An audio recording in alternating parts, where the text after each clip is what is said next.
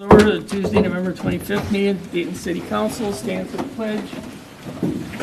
I pledge Allegiance to the flag of the United States of America, and to the republic for which it stands, one nation, under God, indivisible, with liberty and justice for all. All right, I need a motion and a second for the agenda. I'll make a motion. Dave, A second. Sarah, any discussion? All those in favor say aye. Aye. All those opposed say no. Agenda carries 5-0.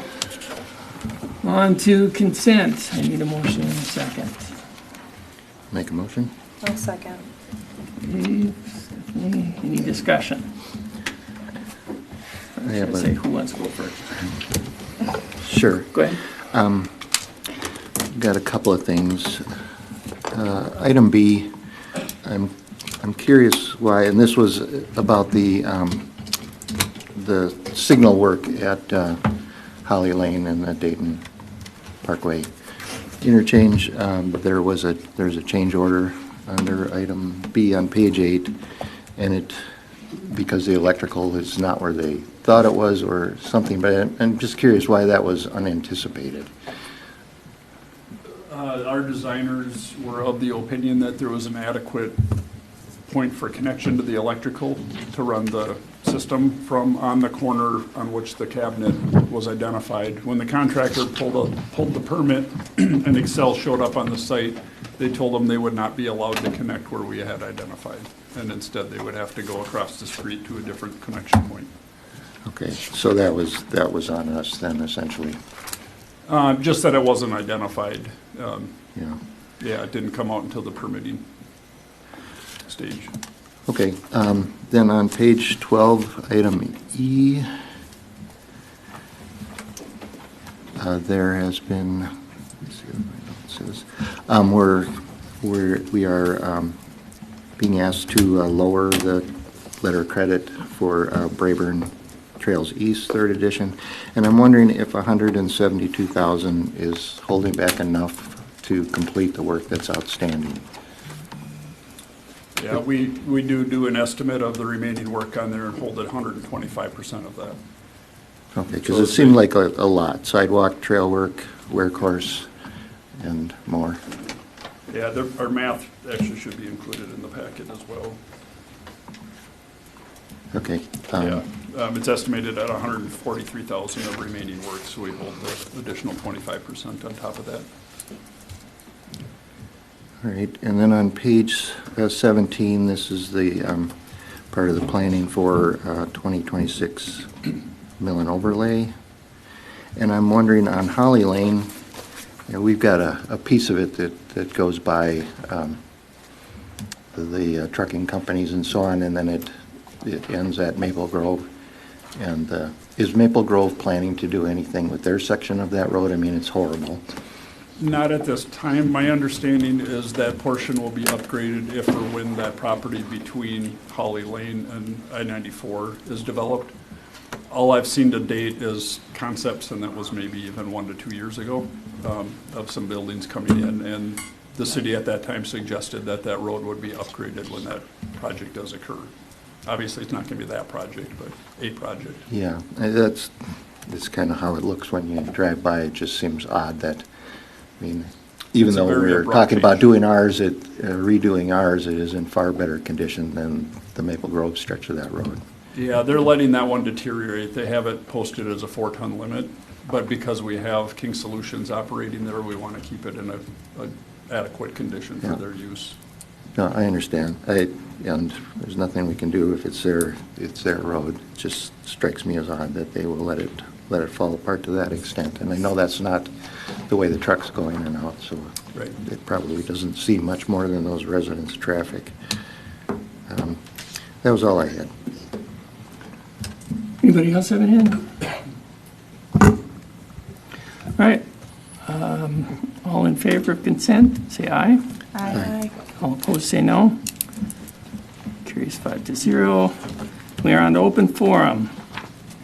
Open forum is limited to 3 minutes For non-agenda items, state your name and address. No council action will be taken, and items will be referred back to staff. Do we have anybody here for open forum?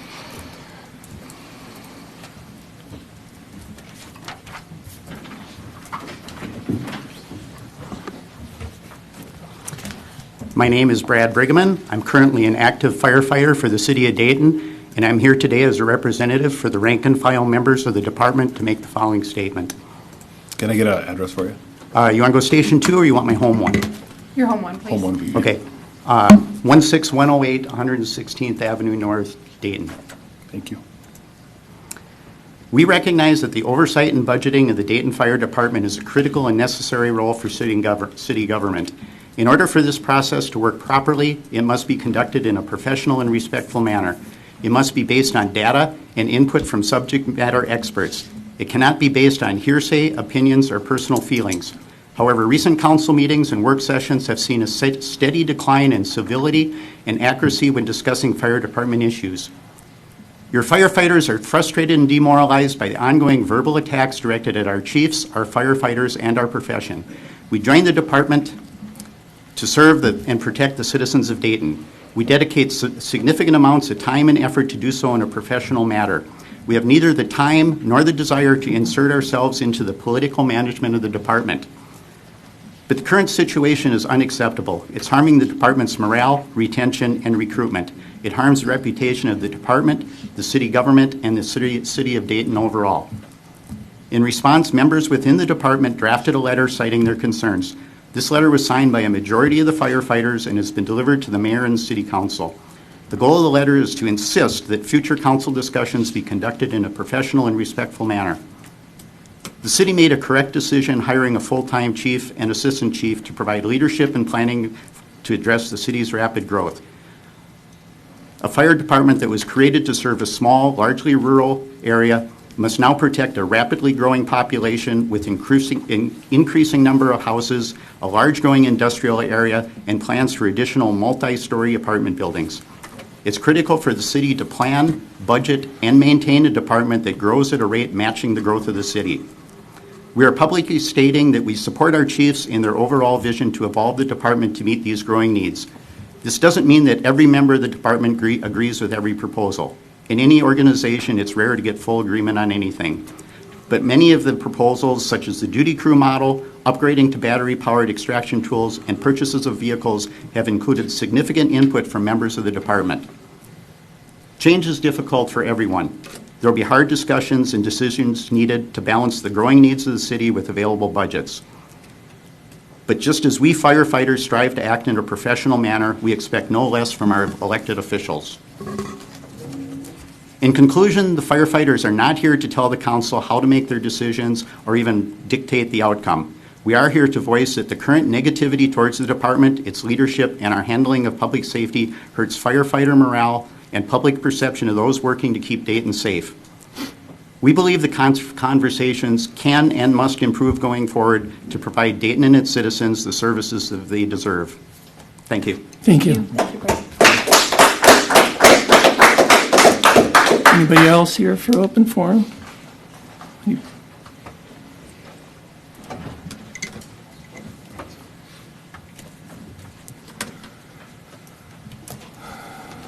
Keith Grover, 113th and Fernbrook. A couple of things I wanted to mention tonight. One of them I know I've talked about several times, and that's signs for developments.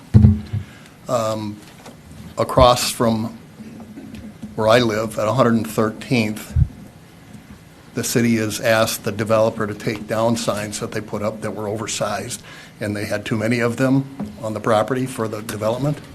If you go there today, it looks like a billboard corner. There are 3 development signs for the development that's going on across from Dean's and across from my house.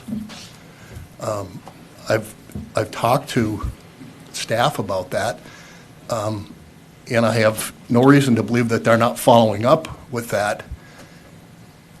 But in my discussions with them previously, it seems to me frustration on their part because they don't have anything with any teeth in it to make these guys actually follow the rules that you guys have set out. And I would just encourage you guys to look at what we have and give them some tools so that they can, the staff, I mean, can do their job properly and make sure that these developers actually follow the rules that we have.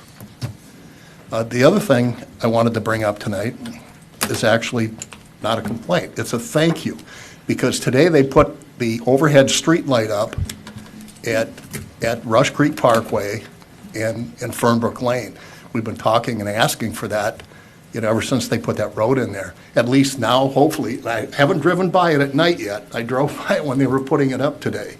Hopefully it'll illuminate that intersection and make that intersection a little more safe than it already is. So thank you, Marty, whoever was involved. I already talked with Jason about it. That's a good thing, right? So thank you. Thank you. Thank you. Anybody else? Why am I sounding louder? Is it cranked up a little bit, or? I want to hear you. I'm sure some don't.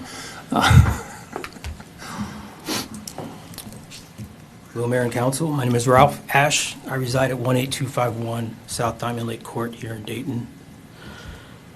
My name is Ralph. I'm both a resident and a firefighter here for Dayton. Let me start by saying how much I love serving my community and the people who serve alongside me. There's a special bond and camaraderie that we share that I've never experienced elsewhere in my life. This past year, however, has become increasingly discouraging and disappointing on account of what we've observed from Council. While there's been much discussion in this chamber and on social media about budgets, far more concerning for us has been the recent behavior and future trajectory of this Council. Make no mistake, this is not about hurt feelings from people's words. We see enough deaths, disease, injuries, blood, and bodily fluids to be upset about one's words. It's the fact that this Council's past and present behavior paints a picture of what we should expect more of going forward if this train remains on this track. It's no secret that here in Minnesota and nationally there's a significant shortage of first responders, and few are even willing to consider doing this kind of work in the first place.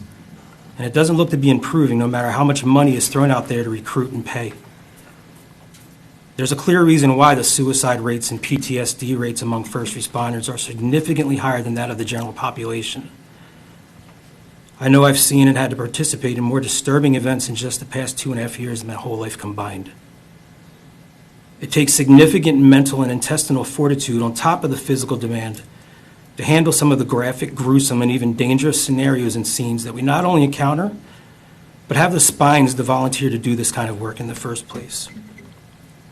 But this past year, this Council has increasingly continued to look down upon us from their bully pulpits, talk down to and about our chief, degrade and diminish the work that we do, and belittle the few who are actually willing to sacrifice both their physical well-being and mental well-being to go into situations they themselves would never go into. And yet we find that they pepper nearly every discussion about this department with subtle snide remarks, which honestly, it shows us what they really think of first responders. And then they compound it when we hear Council members Solonic and Henderson talk about our operations as if they have more knowledge and experience than we do. Our political leaders are voted in with the expectation of integrity, of character, pragmatism, progress, and especially great humility. The kind where you're able and even willing to admit and acknowledge your blind spots and apologize when you may have done or said things wrong in an effort to make things right. But we've witnessed far more hubris than we have humility in this past year.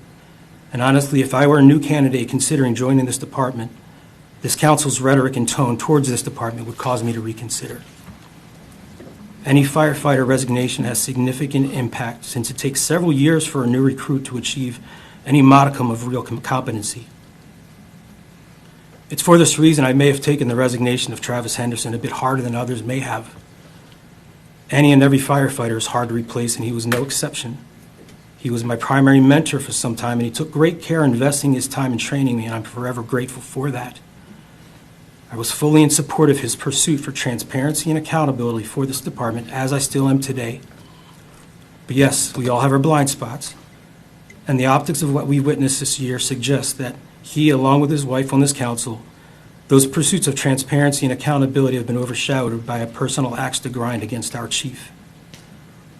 In a perfect world, I'd have them find a way to reconcile, to repair, restore that trust and relationship, and even as crazy as this may sound, reinstate Travis to our department. Not simply because each loss causes significant added strain on the rest of us, but because he was a part of that same bond and camaraderie, and I know that he cares about things being done right.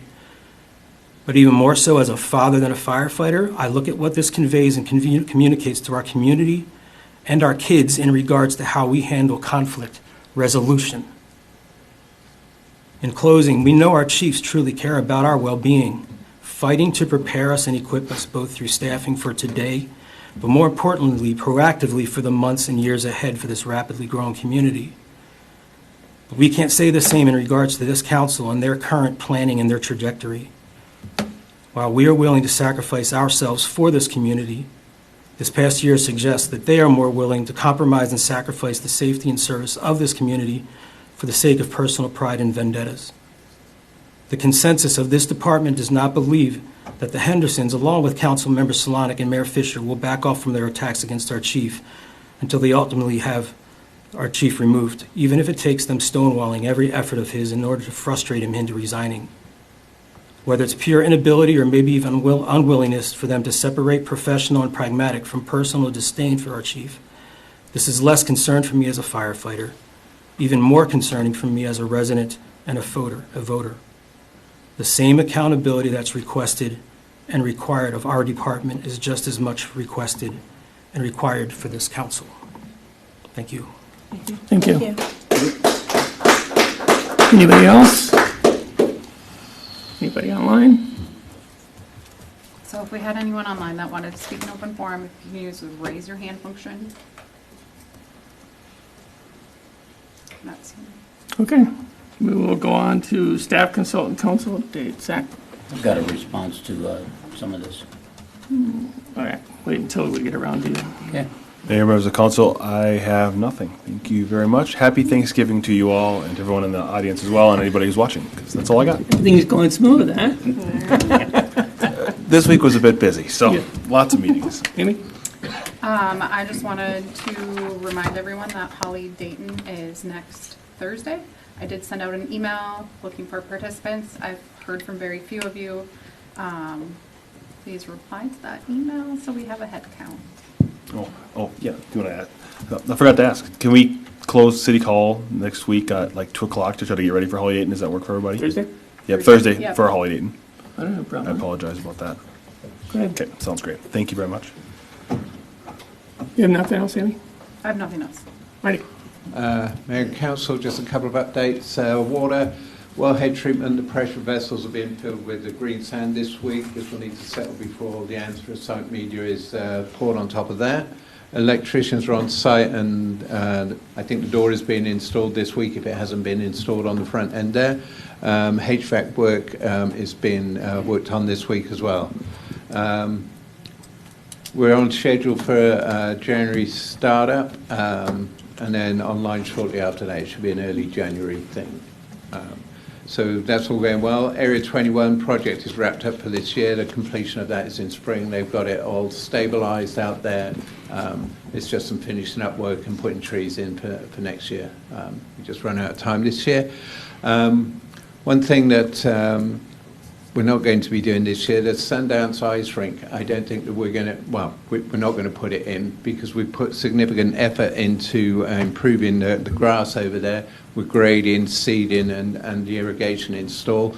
I want to give the grass some time to establish a healthy root system before we install a rink on top of it. So we're not going to put one in there this year. And that's all I have. Marty, can we put it somewhere else? Is there somewhere else we could put that? I've not had any ideas where else to put it. We could have a conversation. Yeah, we'll have a conversation. That'd be great. Thank you, Marty. That's just got a half court there, over there, isn't it? Yeah. Yeah. It's a temporary one that gets put up and taken down, so I'm just trying to figure out if we can move it somewhere else, because I know Well, that that's- this one back here gets significant use. Yeah. It's lighted as well, which helps. It's- But I know that the one down in Sundance Woods Park does get a significant amount of use, and I'm wondering if we can try to figure something. We'll talk. Figure something out. Yep. Chief? Good evening, Mayor and members of council. I have a couple updates. Engine 12, December 1st, I think that's next Monday. It'll be out of the city all day, getting a repair. It has a rear axle seal, and a speed sensor that needs to be replaced, so we're looking at $4,000 to $5,000 for that repair. Call types. The communicator has gone out, is my understanding, and I had a little article in there. Those call types, the reduction in those calls, became active or where the fire department isn't responding to those call types as of last Wednesday, so 11/19 if that's correct. So those call types have been removed. Chief? No update. Thanks. Happy Thanksgiving, everybody. Jason? Just one thing. The litigation attorney for the Housing First lawsuit has sent an email letting us know that oral arguments have been scheduled with the Court of Appeals. January 14th at 10:40 a.m. It'll be an in-person argument at the Judicial Center over by the State Capitol. It's open to the public if anybody wants to attend. But those arguments are posted online after their a recording of them. So they have 90 days from then to make their decision, which means their decision would have to be done before April 14th, 2026. So Are appeals always granted a hearing, or is there some sanity that is applied to them like the Supreme Court? Where they just say, no, we're not taking this? at the Court of Appeals level, more often than not, yes, they are granted a hearing. At the Supreme Court, the state Supreme Court, or the United States Supreme Court have more discretion to reject cases or petitions for review. So this saga continues. And happy Thanksgiving to everyone. Scott? All right. First off, I owe you guys an apology for a comment that I made a while back about cards, playing cards. It'll get easier if there's 4 or 5 of you to play cards. Didn't mean anything detrimental. If we go to a duty crew, you probably have time during the day to play cards, because I don't know, I mean, based on what we're looking at, there's going to be about 10, 12 hours a day, 5 days a week, that you're going to have something, whether you're watching TV or making calls or whatever, there might be time to play cards. I didn't mean anything by it. As far as the letter that was posted on Facebook by somebody in the fire department, now whether or not you're all attached to it or not,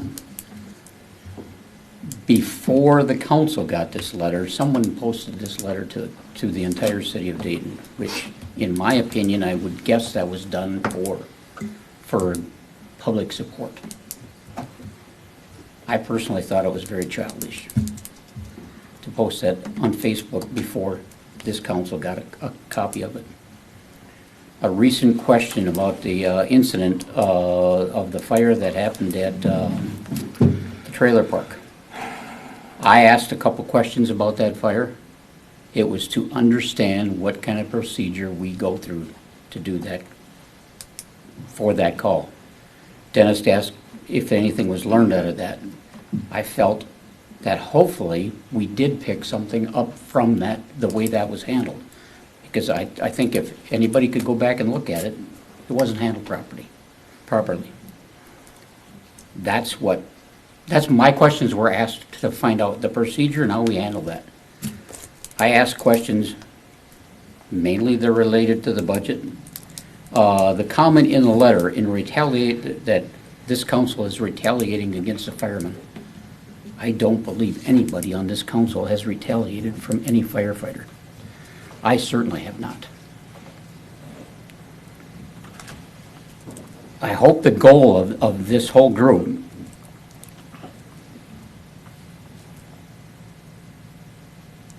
is to get a functioning fire department that we can all live with and it serves the public of this city. That's the goal. The decision for me, there's also something brought up in the letter that it's a retaliation that we canceled the ladder truck. It's farthest from the truth, in my opinion. If any of you guys looked at the 2028 budget, this city is on the hook for about 35 million bucks somewhere in capital improvement expenses. Everybody outside of this building, plus everybody in this room's got to pay for that somehow. Doesn't mean we're buying it all, but 28 looks ugly. And now with the recent Maple Grove water deal, that could be another 30, 35 million bucks. I'm not sure where all the money's coming from, so.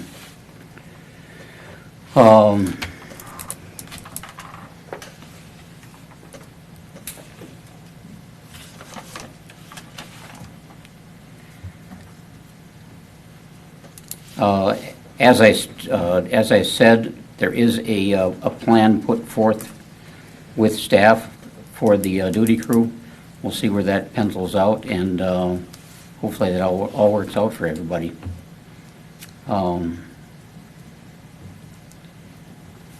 As far as asking questions in reference to extraction tools, and we're talking about that tonight, I asked questions if we took those tools in to see if they could get repaired, and the answer was no. We were told as a council that they could not be repaired. Well, finally, we did find out they can be repaired. So it's a simple question. Before I spend $30,000, $35,000 of this city's money, I want to know what it's going for and if we've made every effort possible to find a cheaper alternative. That's my job. And I will continue to do that with everything any department asks for. That's about all I got to say. And for me, it's not retaliation. It's dollars and cents. Sarah? I was wondering if we as a council would be interested in reviewing a homesteading requirement for home extended businesses. This was something I know Zach and I talked about, and it went to Planning Commission as a discussion. Planning Commission didn't feel that it needed to be reviewed, but I feel like because with talking with Zach, one of the issues sometimes is determining if a home is actually being used as a home, and homesteading is a way that we could ensure that it is actually a home first and a business second. So I would like to at least have that conversation. I'm not saying what the answer would be, but I would like the council to have the opportunity to have that discussion. So I was wondering if that would be okay to have on a future agenda, if other members of the council would be interested in that conversation. I'm fine with talking about it, sure. Yeah. Okay, thank you. That was it for me. I have nothing. Dave? Mostly nothing from me. Mostly? Mostly. I did receive the letter from the firefighters, and I do expect or plan to respond in writing. I'm not doing that tonight. That's all I got. Stephanie? I have a question about an update from Care Resource Connections. My understanding is that we were going to split half and half between PD and fire, and maybe now we're not doing that. I'm not really sure where that contract is at, and so I would like maybe to have them come in. Can they give us an update? I know there's a lot of other things that they offer that we may not be taking full advantage of, and so I think that if we have the ability to give resources to our community, like, we should be using that to the best of our ability. And so maybe we could have them come in and give an update. Yeah, The last I understood was that we were splitting costs just based on where the calls were coming in at, but I'm going to defer to the two chiefs if that's something that they discuss. Mayor, members of council, Chief Inga and I have briefly talked about splitting a small portion of that, but we haven't had any extensive conversations that relates to that. My comment has been to Administrator Dowd is that there isn't a need for the fire department to maintain the Care Resource Connection because of the reduced calls. We don't have the connection with those segment of the population. So like for lift assists, pain, ill, those types of calls, that's where we were seeing a lot of our, that's where we're using Care Resources for all those types of calls. Repeats? I'm sorry, Mayor? Repeats? Yeah, for those particular ones. So And they tended to fall in the, I'm trying to understand this. The Care Resources corrections to those, whatever activities they tended to be on the calls that we moved to the PD? That is correct. So for ill, pain, one of those or 3 or 4 of those different call types, we don't interact with any longer. So To me, it didn't make sense to spend $6,000 a year to contract with Care Resources for that. I did communicate that with Care Resources. And Paul and I briefly spoke about if that's something that his department and his officers are interested in participating. I think for me, my question really comes from, it would be nice to hear from the data that they've collected to see that, like, the impact that they've made over the last year. And then again, I'm very analytical and data driven. And so for me to be able to see that and to say, yep, you know what, that checks out, like those were the majority of the calls, or what percentage of them, because we are still responding to fall calls. And so I would think that with an aging population or people that would be using these resources, that may be somewhere where we could still refer them to the police department to then refer. So I don't think that maybe the fire department doesn't pay for part of it, but I do think that there's a value there to understand. To somebody. To you. Correct. It doesn't really matter who's giving the resource. Right. The end goal is to give the resource. And so I guess for us to kind of know what we paid that $6,000 for, it would be nice to have kind of a look back of what did we get for that, and then maybe make a plan of how we move forward. I'm okay with that.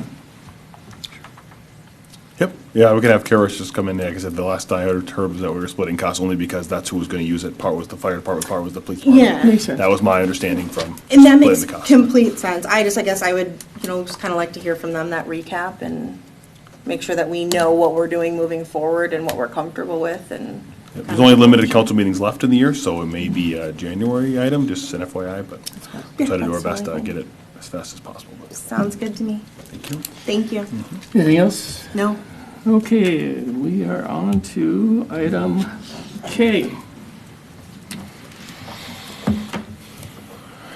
Mayor and members of council, we have Kelly Grissman here from Three Rivers Park District, who wants to have a discussion with us about the West Mississippi Regional Trail. You can run it from the podium there. Thank you very much.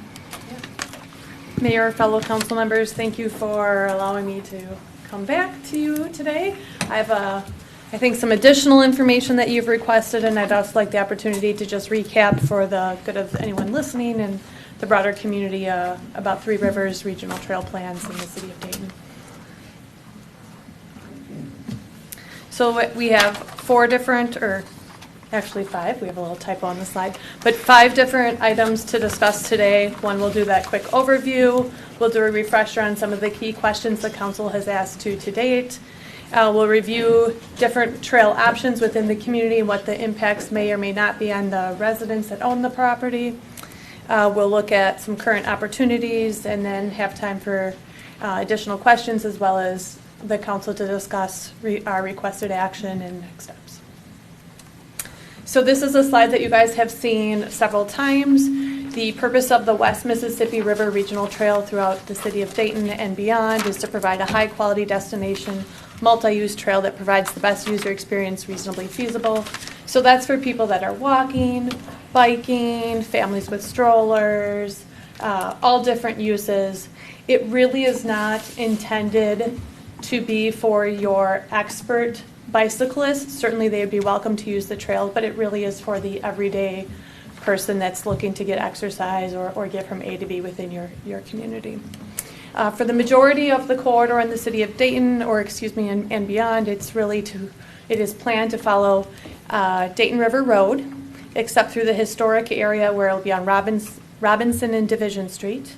And then there is a focus area between roughly Gooden Park and North Diamond Lake Road, where that area has been flagged for opportunity to do a wider trail corridor. And this is an area that Three Rivers has been interested in acquiring additional land on as willing sellers or opportunities present themselves. And that is the area the council has been most interested in having conversations with Three Rivers and trying to make sure that our plans align between the 2 different agencies. So the broader regional trail is planned to be 20 miles, of which 6 are within the city of Dayton. And the focus area that we just talked about from Gooden Park to North Diamond Lake Road is about 3.5 miles long. And then there'd be a road-based route or the trail that would be within the road right-of-way for about 2.5 miles of that as well. So there's been a couple of questions that have been raised by the council. Just for the good of the order, this information was also included in your packet, but I think it's noteworthy to circle back to the community or anyone that might have listened to the previous meeting where these questions were asked. So is Three Rivers going to acquire all of the shoreline in Dayton? Nope, we're really just looking at that small segment of shoreline, and that's about 60% of the shoreline within the community. It's 28 of the 45 privately held parcels along the river. Will will private property owners have to sell to Three Rivers, or will they be forced to sell before they are ready? No. As the council knows, we are really moving forward on a willing seller basis only, and the council has the responsibility to review each one of those acquisitions and decide if it's in support of that or not. What are the local tax implications? When you look at all of the remaining property left, the local tax revenue from that is a little less than $40,000 for this year. That the city does not lose that potential or that revenue.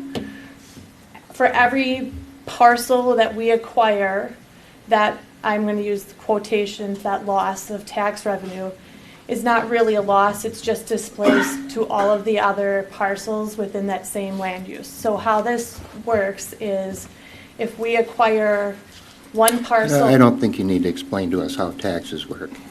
And the way that's stated is misleading as well, because what we're talking about is raising taxes for everybody else. So that revenue is lost. That's correct. Thank you for bringing that up. That's the point that I was going to make, is that one parcel may not be part of the tax equation, but whatever that loss is, it is distributed among all of those other parcels within that same tax classification. How is the purchase price of the acquired land determined? That is through an appraisal process, just like when the city of Dayton acquires land. Because we're using public dollars, there's a pretty rigorous process that we have to follow, and we have to use a certain type of appraiser, and it's reviewed by our general counsel, our acquisition staff, as well as the Metropolitan Council in most cases. The benefit to the city is that your community would be more walkable. It would have a highly desirable regional trail for people to walk, bike, or roll within the community for either recreation or transportation purposes. And then I wanted to just note that we've really been trying hard to coordinate and partner with the city on several different opportunities over the last couple years. The properties that we've been acquiring, we've been coordinating with your police and your fire department to allow for training, and we have not been charging for any of that opportunity. In talking to both chiefs, it sounds like the police department put an estimate on that was a $4,000 value to their department, and every time the fire department's used the site, they have estimated it to be about a $500 value, and I think they've been out there a handful of times as well. We are partnering with the city to look at doing the non-motorized boat launch, some trails and parking adjacent to Gooden Park on the property that Three Rivers owns. That really is a city vision, and we've helped secure money to get that going. We're going to provide the land for that opportunity to actually be developed, and we will coordinate the design as well as the implementation, saving the city of Dayton thousands of dollars, and providing an opportunity for your community members to access the river in a way that they currently can't. We recently sold the former Yancey House to the city's EDA. We sold it at a significant discount. They were much better negotiators than Three Rivers were, and they were able to sell the house and I think double their money. We also been partnering with Hennepin County on stabilizing the ravines on Park District property. And I think that's probably had a value of over $500,000 between Hennepin County and the Park District to get those ravines corrected. And then the city utilized some of Three Rivers parkland at Elm Creek Park Reserve as part of their Pine View Lane project, and had a challenging time providing the replacement property that was owed to Three Rivers. And Three Rivers took the lead in acquiring the property and making sure that the deed restrictions held by the federal government were fulfilled. So we did work in partnership to resolve that outstanding item as well. So moving forward, there's a couple different options that I just want to go over with the council tonight. And within this assessment, it shows different priorities or different level of impacts for the parcels within this focus area. So the first option is the road-based route. Road-based route does not mean the trail would be within the road per se, but within the road right away to the greatest extent possible, so it would be parallel the road. Now, it would still be a multi-use trail, it would still be safe, and it would still connect to parks as well as the river where there's opportunities to do so. So that is, the bare minimum accomplishes all of the main goals for the city. People can still use it for recreation, they can still use it for transportation purposes. It might just be a less desirable experience for those not comfortable with traffic immediately adjacent to them or a short distance from them. I believe the council members or some of the council members even pointed out in reviewing a previous acquisition that they might not be comfortable using a trail near the Pearson property, just given the sight lines of that particular driveway or that area. So this is the road-based option, and what we did is we did an assessment and we categorized things or parcels into really 4 different pieces. If the parcel is shown in white on the map, it means we are not anticipating any impact or any significant impact to that parcel at all.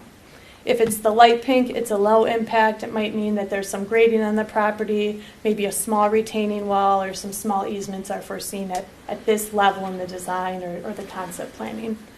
And then on the other extreme, you have the high impact. There's probably going to be a lot of grading. There's probably impacts to the driveway, possibly to the house area, or there's an existing safety condition even without the trail being present. And then the middle is the medium impact, and that again would be grading, some bridges, retaining walls, possibly some easements. So there are 7 low impact parcels, 4 medium parcels, and then 5 high impact parcels that are shown on the map and were included in the packet. I want to just point out that while the map highlights the whole entire parcel for ease of us being able to read this diagram, the easement or the impact area would be significantly smaller and not include the whole parcel. So the next option is the greenway option, and this is where it would be a wider independent trail corridor. You're going to be away from the road shoulder. It's just it's a higher degree of amenity, safety, desirability, use, etc. We've also found that this option is more desirable for most motorists, as you wouldn't have pedestrians and bicyclists in close proximity to the road, and we would be eliminating or reducing the number of driveway and road crossings along the corridor for any parcels that are going to be converted to public land. So this is what the greenway option looks like. And again, this went through an assessment where there's 3 different impacts or priorities, let's say. The light pink would be parcels that the trail is not proposed to go through them at all. So at the council's discretion, we would not need to proceed acquisition now or at any point in the future, unless the council wanted to see a clean boundary or have additional public land in that area. So those parcels are located along Dayton River Road, just west of Lawndale Lane. And there are 3 of them. Then there's the median impact potential easement area, and there are 14 of them. This is an area where pulling the trail from the roadway increases safety, increases the user experience, natural resource protection, could reduce an easement or other property impacts in comparison to locating the trail right along the road shoulder within the public right-of-way. And then the high impact potential easements, there are 11 parcels. This would address a significant safety condition or concern, best utilize land that's already in the public domain, helps address a construction challenge, maybe tied with an upcoming construction project. So from a timing perspective, this might have a greater urgency to move forward than a different parcel, and or we have a willing seller currently in the works, or that's conveyed an interest in working with Three Rivers. And then there's the hybrid option, and this is not mapped because we don't yet have direction from the council if there's areas where you would like us to stick with the road-based option or areas where the council might be more open to doing a greenway option. So this is really ultimately the direction I could imagine the two agencies are going in the future. Because doing this greenway option, it is a pretty ambitious plan, and the council has recognized or is given Three Rivers direction that it's not supportive of this. But there are opportunities to still within this maybe pick some segments where it makes sense to do a greenway option, and then pick other segments where it makes sense to do the roadway option. So we went through a work session exercise with the council in the spring to try to articulate some of this, and the council worked with its Parks Commission and consultant, I believe in early September, to also see how some of these options could play out. And at this point, we don't have the perfect hybrid option, but it is still an option out there should the council want to go through that exercise of saying, you know, here's where we would want a road-based route, here's where we want the greenway option as well. So when we look just at the road-based versus the greenway option, there are 5 parcels that, regardless of which option you go with, are a high impact or a high priority. They're listed on this side, and they were included in the packet. Again, these are all, we would anticipate there's going to be a big easement, a significant driveway crossing, maybe the driveway crossing's already unsafe, there's a willing seller, there'd be a big retaining wall, grading, etc. All of the things that I just discussed. Of these, one of them, 13880 Dayton River Road, is currently a willing seller and has asked permission from the council to move forward, and I believe your next item will discuss that in greater depth. And the other parcel that I wanted to bring up is 17440, and this is on the corner of Lawndale and Dayton River Road. It's my understanding that that property owner has passed away, and the house, the pipes froze in the house over the winter, and the house is now in a state in which it can no longer be lived in, and potentially a condemned property.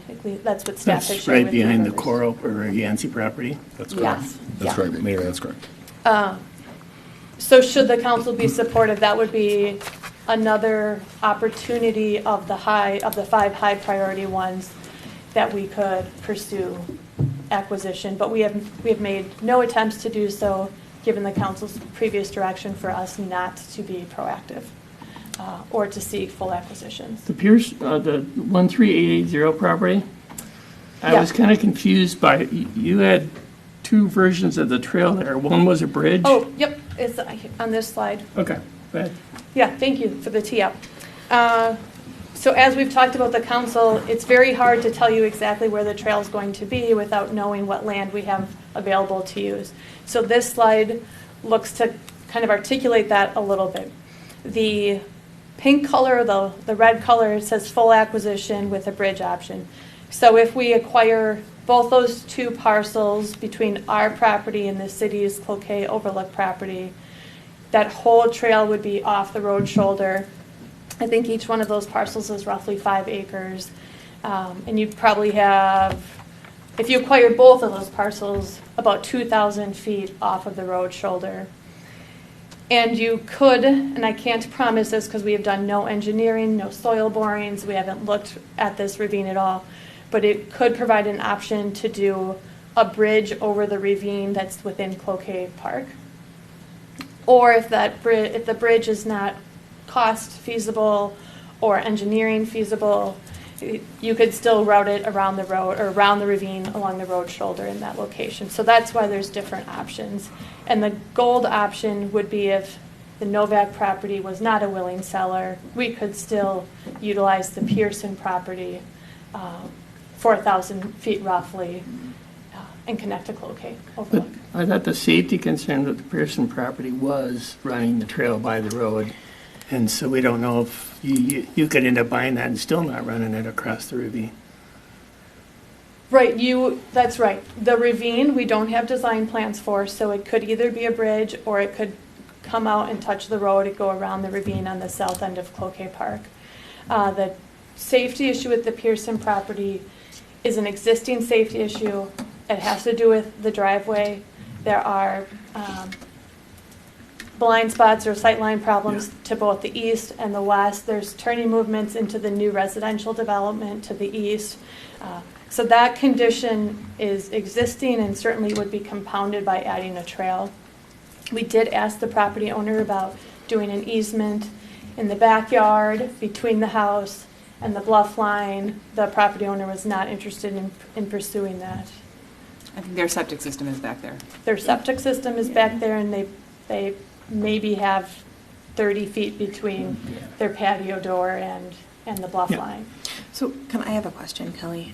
So the safety issue is if the house stays with the driveway, the safety issue for Three Rivers Park, what you've identified is that it's the driveway is an issue, going over the trail being there and turning into the driveway, not the corner. Correct. We can still design a safe trail within the road right away, whether we own the Pearson property or not. And that's why we did not come and present this acquisition to the council. The council made it very clear to Three Rivers to not bring forward property unless we absolutely needed it. And even with these 5 properties, these are challenges. These are the highest priorities, but you can still build the trail without full acquisition. So I'm confused about that because all these that they don't get full control of the property are going to have driveways going across the trail. Yep, that's a very standard. What was the? So I think for me, when I went out there and walked the property front and back and all of the, I stood at the road where the trail would be, and for me, the bigger issue was thinking if I would be okay walking my 5-year-old down the road, because it doesn't look as much of a curve as what it looks like when you're standing there. Yeah. So my issue was the curve. Like, I understand that the driveway is an issue and the Pearsons are concerned about pulling into their driveway. There is no shoulder, so there's no way for them to move over and slow down if they wanted to. Yeah. So that's definitely an issue. But for me, the bigger issue was walking the trail and, with my squirrely 5-year-old, and I'm coming around that corner that looks more sharp when you're actually standing there than it does on this map. You're talking about the corner at the ravine. Correct. It's at the ravine. But having seen this and I guess knowing that whether the whole property is owned or not, the trail may end up in that exact spot. Yeah. And that was the spot for me that was an issue. And again, I'm sympathetic to the fact that for the Pearsons, they are concerned about pulling in their driveway, and I'm not trying to downplay that concern. Yeah. But for me, my biggest concern was having the trail that close to the road around that corner where you're watching people whip around it. But if that's going to be what's going to happen no matter what, then I think maybe my thought process is, it's a half-baked idea. I apologize. This is the first time that I'm really talking and it maybe out. It's kind of a combination of the 3 too. I don't know. Their driveway is not in a good spot as far as the county road goes. No, it's not in a great spot. But again, for me, the driveway was, that's an issue. But the bigger issue was that corner. I'd feel a lot better if I knew you guys were going to put a bridge there. I think that's maybe where I'm going without saying it out loud, is that if we knew that the bridge was going to happen, and I understand, Kelly, you can't tell me that. We don't know. I'm not saying that you should be able to tell me. But looking at it and saying that the bridge may not happen, and it might be on the road anyway, I think it gives me pause. Councilmember Henderson, to further complicate it, this is a county road project scheduled for 2029. They have just started sharing their preliminary concepts at the staff level. We have not even had an opportunity to look at it. So all of the assessments we've done are given the current existing conditions, and they are going to need right away in different spots depending on the option that they pursue. So where we have said we don't think we need right of way, if they utilize their full right of way, and you may. Yeah, and it's my understanding that all of their concepts do include a trail component, but in order for that trail component to work, given whatever other changes they have within the road corridor, there might be some additional right-of-way needs that we have not yet identified. For the Pearson property in the driveway, and I appreciate, and I know when I talked to Mr. Pearson, he was very appreciative that several of you went out and met with him on site. So if you can imagine that you're standing at the driveway, and now you put in a trail, you really don't want a car sitting necessarily over that trail or where a sidewalk crossing would be. So now they're going to be, say, 15 or 20 feet back from that road shoulder, and now they won't have any safe visible lines east or west. So that doesn't just become a problem between the Pearson family and potential trail users, but when they're pulling in and out, all the other motorists on the county road are also in a challenging position because they can't see the cars coming in and out. And I don't want to speak for the Pearson family, but what was shared with me is that they already have this problem and the trail is going to make it worse. And the small place where we would have to go along the ravine where there's already a county road, there are things that we can do if that truly is a safety problem. Now remember, regardless of the option Three Rivers and the city go with, we are not talking about a trail within the road, like travel lanes or on the shoulder. It's off-road in either option, so you would still probably have a curb. If the room allows, you would have a green buffer, a couple feet, and then your trail would start. You could also look at doing some type of fence or concrete barrier, and I think there's lots of different design options. It might be easier to extend the culvert that's there, and that gives you more flexibility rather than doing a bridge. I just don't want to promise the city that we're going to do a bridge when we have done absolutely no engineering work to verify whether that's feasible or what the cost might be. So what is I guess you're losing me on what the urgency is. You're saying the county is just beginning to do their design work. They may or may not need to acquire right away to improve road safety or capacity, whatever they're looking at. But you're plowing ahead with acquiring properties regardless. Yes, thank you for bringing that up. This is urgent in respect to you have an opportunity, we have a willing seller who would like to sell their property and use those property rights. You have a county project coming up in 2029. So if the Pearsons sell and they sell to somebody else, we might have a property owner that's not a willing participant. And regardless of whether we do a road, like a road shoulder, in air quotations, trail, or you do the pink off, like greenway option, you're still going to have significant easement needs by the ravine to make the grading work for the trail. And that will impact that property. So again, you might have a future property owner that's not a willing participant to provide that easement, in which someone has to go through eminent domain, and nobody wants to do that. And that driveway condition that's already there only gets worse. So the urgency is really if the council wants us to move forward and they recognize those things as high priorities, as Three Rivers recognizes them as high priorities. Can I ask a quick question? Yep. Actually, I don't know if you know this at the top of your head, probably not, but my understanding is there was a new statute about eminent domain. Is eminent domain even an option for trails? Mayor, members of the council, yes, it is. Okay.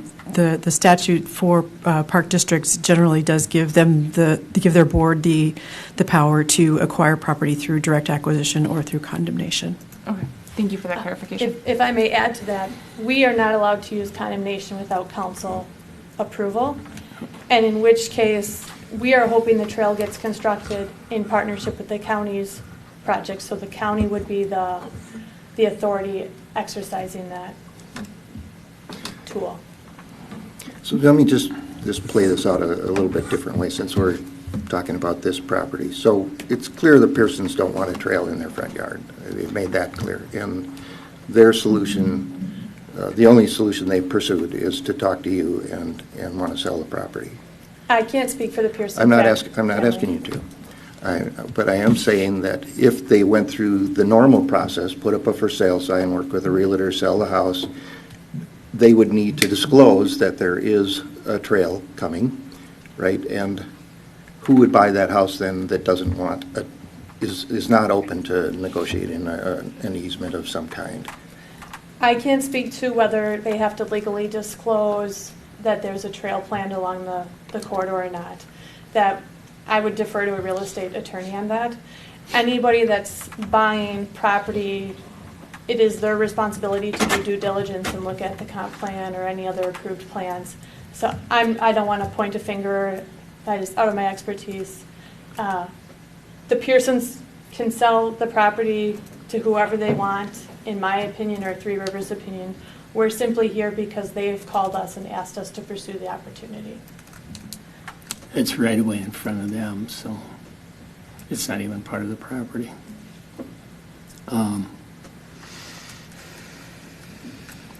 Jason, Yeah, I think the mayor, let's go to take, I know, Jason, you guys did some preliminary engineering out there, I Yeah. believe, in the idea that we were going to build the trail. Do you remember anything we had for that? I guess project that I'm we were asking, wondering Mayor? if the county, so there's less right-of-way where that culvert's at. And in fact, it's only 20 feet from the road, I think. Yeah, I guess my question is, yeah, it's 20 feet is what the right-of-way is from the edge of the road. If they find that they need more room and that trail has to scoot, I'm just wondering if when you guys looked at it, it was right around 2019, I think. Did you conclude that more right-of-way would be needed there, or did you throw up your hands and say it's got to be a bridge? We expected more right away. We were looking at extending the culvert and putting it next to the road, not building a bridge. But yes, more right away would be needed through there. But even with extra right-of-way, it seems like there's quite a bank there, and now you got a culvert to deal with. That's my question is this got to be a bridge regardless? Again, an extension of the culvert would probably suffice as well. Okay. We did request the culvert be extended farther than it was to leave room for this trail, and that was not incorporated into that project. But Oh, that was about the same time, wasn't it? They cleaned it up and... Yeah. It's 2022, It was 2023. It was the county project where they came in and did the culverts in preparation for these other projects. Yeah. I guess we kind of drifted into the Yeah, next so, item, yeah, but so, maybe yeah, we that's what I was should gonna say. Mayor, back up Mayor, and- council, can we stay on the total trail? I know that we've drifted out of the Pearson Yeah. property and stayed there. Okay. So kind of teeing up, I guess, that next conversation, and you don't have to take action with my item, because my item, I believe, is just really for information and answering questions for the council. We would like direction from the council on the Pearson property so that we can move forward with the appraisal if that's the appropriate next step. And then also looking for council direction if there is an interest in us pursuing conversations with the bank on the 17740 Dayton River Road, corner of Lawndale. And I'm going to defer to Zach if you guys would like more information on that. And then just confirm that hearing from the council or from the last meeting, you would like Three Rivers to present the opportunities rather than community members. We're happy to do that. My apologies, just trying to be respectful of the direction the council had given us previously to not bring forward opportunities. You mean as far as them coming forward? Yeah, I did not like that at all, because it seems like it should have come from you guys. I think it was the issue of timing for me. Like, I wanted to be involved earlier, not at the end after everything is pretty much signed. That's where I was at. So. That property on the west side there behind Yancey's, doesn't that have like a shared easement or a goofy? It does not, Mayor. It doesn't? No. Am I thinking of the property next to it then? You are. The property next Yes. to it has an easement over Yes. our land so it can access Lawndale. That's correct. Oh, that's that one, okay. That property has a pretty big embankment. It's, the house is elevated from the road shoulders, so it'd be a big retaining wall. And then should you want the trail to go down Lawndale to the former Yancey property, in order to meet engineering standards of that trail radii, you're going to need an easement as well. So you're most likely going to need a substantial easement and for the retaining wall, the extra construction complications of the retaining wall and the cost to maintain that. And those are Three Rivers costs. That's just why we're flagging it as a high priority. And then easement along Lawndale to accommodate the trail. And so that property, the house is destroyed. I'll defer to. Yeah, Mayor, members of council, we've had, gentleman passed away in that house, and then now it has been, when that gentleman passed away, the house froze and the pipes burst, and Nobody the took neighbor care of it. called and said that there's water running down the driveway in the middle of December, not a great option. And then, so the whole entire basement was full of water, then it froze solid as a brick as it got colder last winter, and then, so the house is a complete tear down. It is owned by the bank currently. I've had a conversation with the, I don't even know what you want to call it, the next of kin, and they have no way to get it back from the bank, so the bank owns it outright. That's it. And so there's currently no one living there, and would like to get that from being a property that is kind of condemnable property to being something that's at least leveled and be able to not have any other issues with it, so. Or potential issues, I should say. It would still be buildable.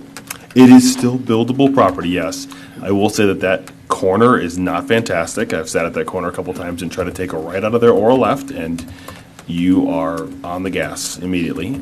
So that would be some significant, I would probably say some significant retaining wall work and likely moving of the house if that property were to be acquired by somebody else. The house would have to be leveled and but likely moved away from the roadway just because of the location near it. It's not a great location. So how does that work if, I mean, if the bank's got it now, you're gonna, looks to me like you're definitely gonna need easement. They will for sure need easement and likely a large retaining wall because it is not a great corner. Yeah, no, that one is kind of like crossing Pine View to the south, going to the south. Yes. Would you work with the bank first? I mean, let's say you weren't gonna purchase the whole property. You'd work with the bank to get that easement? We wouldn't be pursuing an easement until we had a construction project lined up because we wouldn't know the extent of what we would need until we had design done. And since this is so far on the western part of the corner, we've really been focusing and see the first phase to get to the west side of LC Stevens or possibly Vicksburg. Okay, why would you not pursue an easement, but you'd want to buy it? We certainly could do that. I'm just asking. It's what we have found is when someone is ready to sell and we ask to do an easement, they do not want to further encumber the property, which may prohibit what they can get for the sale or how the property could be used. Well, that's why I'm wondering why you wouldn't do an easement as soon as you could with the bank, because the bank's going to want to. Because I don't believe, well, I can't speak for the bank, but it would be my understanding they probably would not want to further encumber that property so that they couldn't sell it. Okay. So, just some general feedback. The greenway option is a non-starter for me. That's just, I will not say yes to that. Basically the ones where you've indicated that the house will in fact be impacted by the trail. So the 17, and then there was a small typo at 7, well here it's right, 17440 and 16630. Those, yes. The other ones, I would need a really strong argument for why it can't be done. And kind of like Stephanie, if it's going to wind up on the road anyway, then I'm a no. So, but the Greenway is just, I will never vote yes for the Greenway. And other than these 5 that you've indicated, I'm going to say no to anything else as a guarantee. And these are, like I said, those first 2 I get. The other 3 are maybes, and everything else on that list is a no for me. That's where I'm at. This list? Well, so this list of these 5, 17440 and 16630, yes, I mean they're the house, particularly 16630, the house is practically on the road. Like I don't know how on earth you're going to get a trail there. And the one that we talked about that's condemned, the house like that. So I get those. Yeah. The other 3, I could be argued one way or the other. I think there's valid arguments on both sides, and so I'm not a solid no, but I'm not a absolute yes. But outside of these 5, I'm a no for anything else. Like, period, end of story. Yeah, I think that's where I'm at.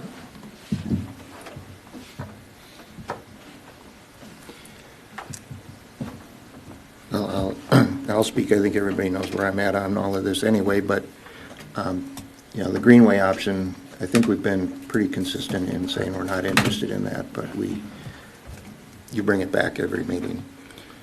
And I don't know, if you're expecting some magic to happen there, but it's not coming. So I think we'd be more productive talking about an option that can be acceptable to both parties. I appreciate that you've narrowed the list down. I'm not sure that all of these are as strong an argument as you want us to think they are when you say safety, but don't support it with anything that, that doesn't automatically fly with me.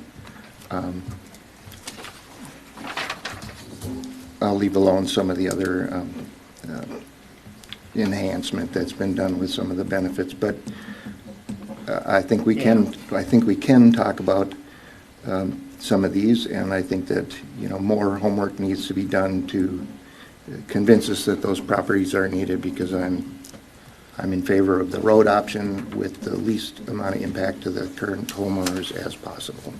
Thank you.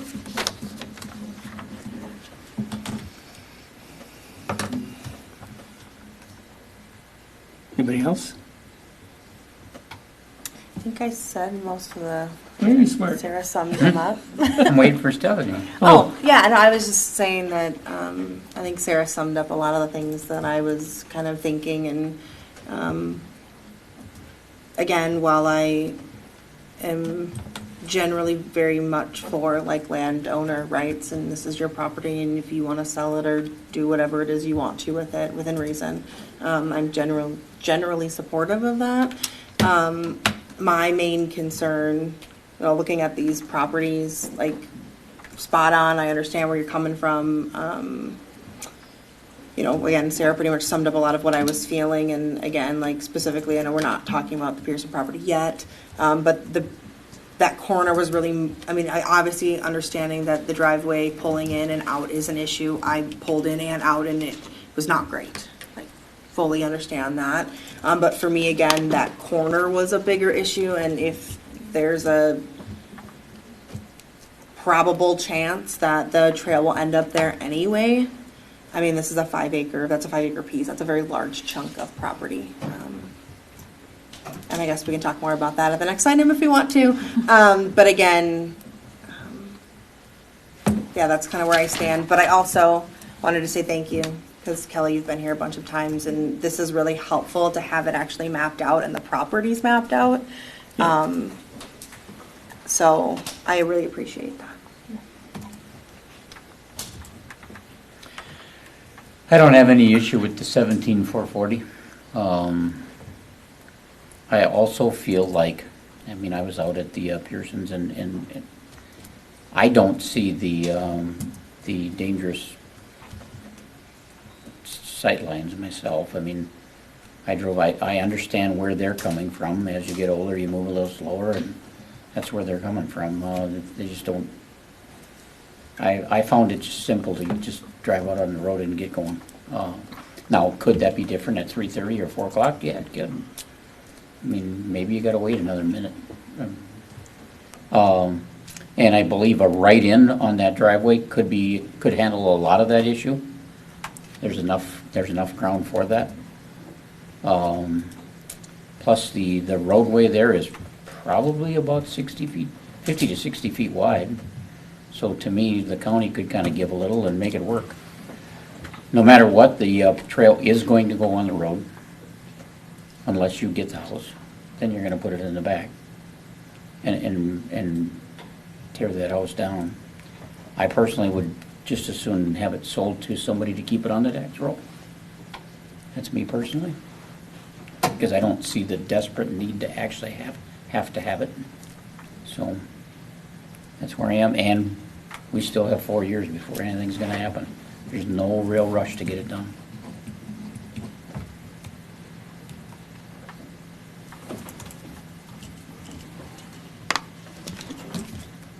That's it, yep. Anything else for Thruwest got. Park District or Kelly? Any comments from the mayor? No, I think everything's kind of been covered. I think the only issue at this point is, actually, you know what? I do have a couple of questions. The 16630, is the police?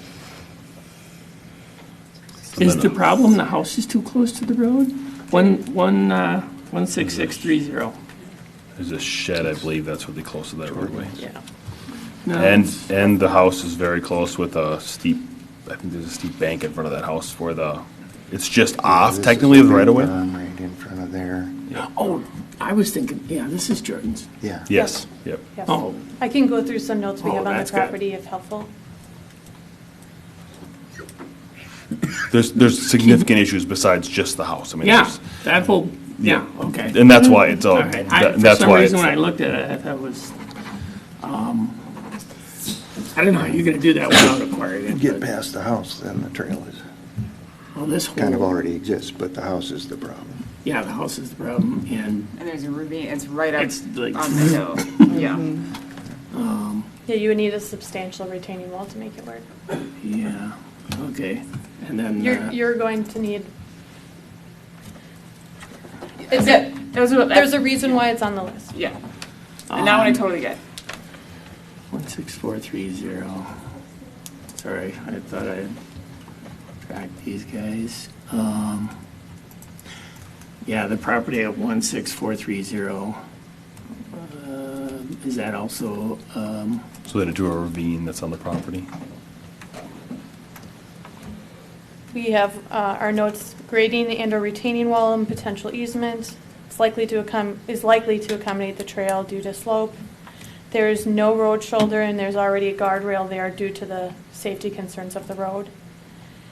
The house and landscaping is close to the road and is anticipated to be impacted by the trail where the house could remain, but the trail gets pretty close. Driveway is probably not going to be impacted. Because it has this. yeah.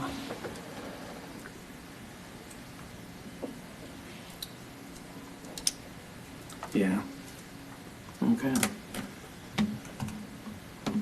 Well, I found in the same boat. The one by Lawndale, I get that one. It sounds like that's the only way to.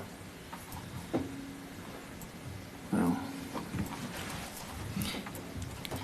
Dennis, can you clarify what you mean by you get that one? I- Can you say well, more? it sounds like it sounds like we're.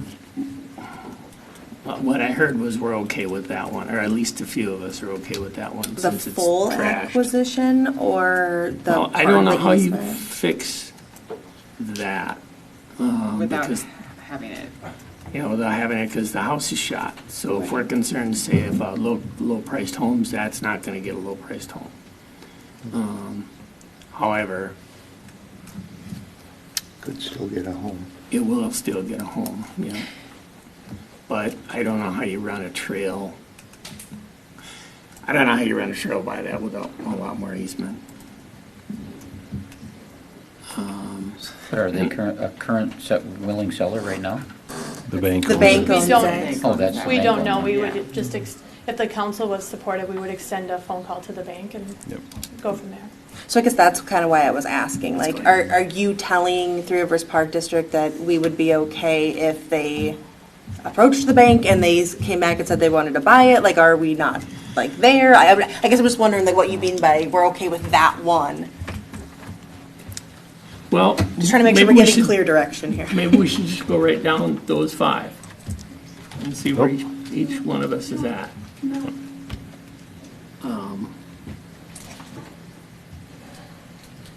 I think it's premature to look at a lot of these. We've talked about potential realignment of the intersection at Lawndale. The county doesn't have a timeline that they're willing Actually, I to, forgot about that. support or show us or talk to us about yet because they're doing it in phases. I think that one's too far out to make a decision on. No, I forgot about that. They are gonna. Yeah, so in Mayor members of council, the reason why I separated this out in two different items is I wanted a discussion on the entire trail as a separate item, and then we could talk about the only one that at least city staff is understanding that needs to be a present discussion, because there's a present project. Everyone needs time to design things, everyone needs time to do stuff. We can't wait 4 years and then do that, because they still need time to design, there's still needs times to be, things have to be discussed and understood. So really, it boils down to, okay, those 5 properties are the ones that I'm hearing from discussion of, these ones are the ones that we're even remotely looking at of a possibility from council. Yeah. And I'm not saying that's a for sure yes or a for sure no, that's even a possibility. And the only one that we really need direction on tonight is the first one, which is 13880 Dayton Road, only because we have a willing seller who has approached the council. It's been tabled at a previous meeting. Yep. You were waiting for more information from Pursuant Park District. We got that information for you. I think there was good discussion on that overall item, and so I would ask that we just move on from the discussion, because I think I got clear direction from the council, at least at this point. Yep. And then that specific item or that specific property, then when we talk about. That seems Okay. reasonable? Yep. Okay. So, my first question is, how much would it cost to figure out if you can put the bridge in? Because that seems to be, at least for Stephanie and I, like, the thing. Yeah, Mayor, members of council, what we could do is, if that's something that we even want to try to figure out, is we could work with the Park District and see if you guys want to do some soil borings back there or whatever on a potential area. The problem is, I don't know where you want to put the bridge, because it moved forward, could it move backward, I don't know. Because depending on where you put the trail at on the Pearson property, depending on if that's a full acquisition or not, the bridge could move. I believe city staff would be in a full support with being a bridge versus close to the roadway, because I agree that that roadway is very tight right there, and it's, people get whipping around that corner. It's pretty bad, and I'm probably guilty about it as much as everybody else is, but, yeah, I don't know if I'd feel fantastically safe having a bunch of walkers or rollers or whoever running that close to the roadway at that corner specifically. But I know we did work with the county when they did the project, I think it was in 2022, when they did the ravine work. And I know Jason and I had conversations about with the county to extend that as far as possible, and they basically said, no, we're not doing that, so. We got a few more trees, but that's about it. Well, the bridge can definitely be put anywhere there. Yeah, the only question is, if we do soil borings, if we spend the money on soil borings, you're now gonna try to pick a spot as best you can, because likely it's gonna come up with poor soils, as we all know. What? No. And Doesn't it's matter, surprising. doesn't matter. They got bridges going through cattails. It's true. You can put a bridge over anything, it just costs money. I'll just note on there that the ravine narrows up quite a bit as you go closer to the river, so. Oh. It's probably, just guessing off measurements on their plans, maybe a 60-foot span if you move it further north towards the river, or it's maybe even double that if you try to do it closer to the road. Is there any risk that the soils could be so bad that a bridge couldn't go in there? Well, you can do it, it'd just be the cost, if you Right. can do a spread footing versus piling or Yep. other accommodations, but I expect it could be accomplished, it's just, it could cost more. Go ahead. I think I'm playing where you. Wait, maybe not. I have a little more of a direct question, and I don't mean for it to be as direct as it's going to be, so please forgive me, Kelly.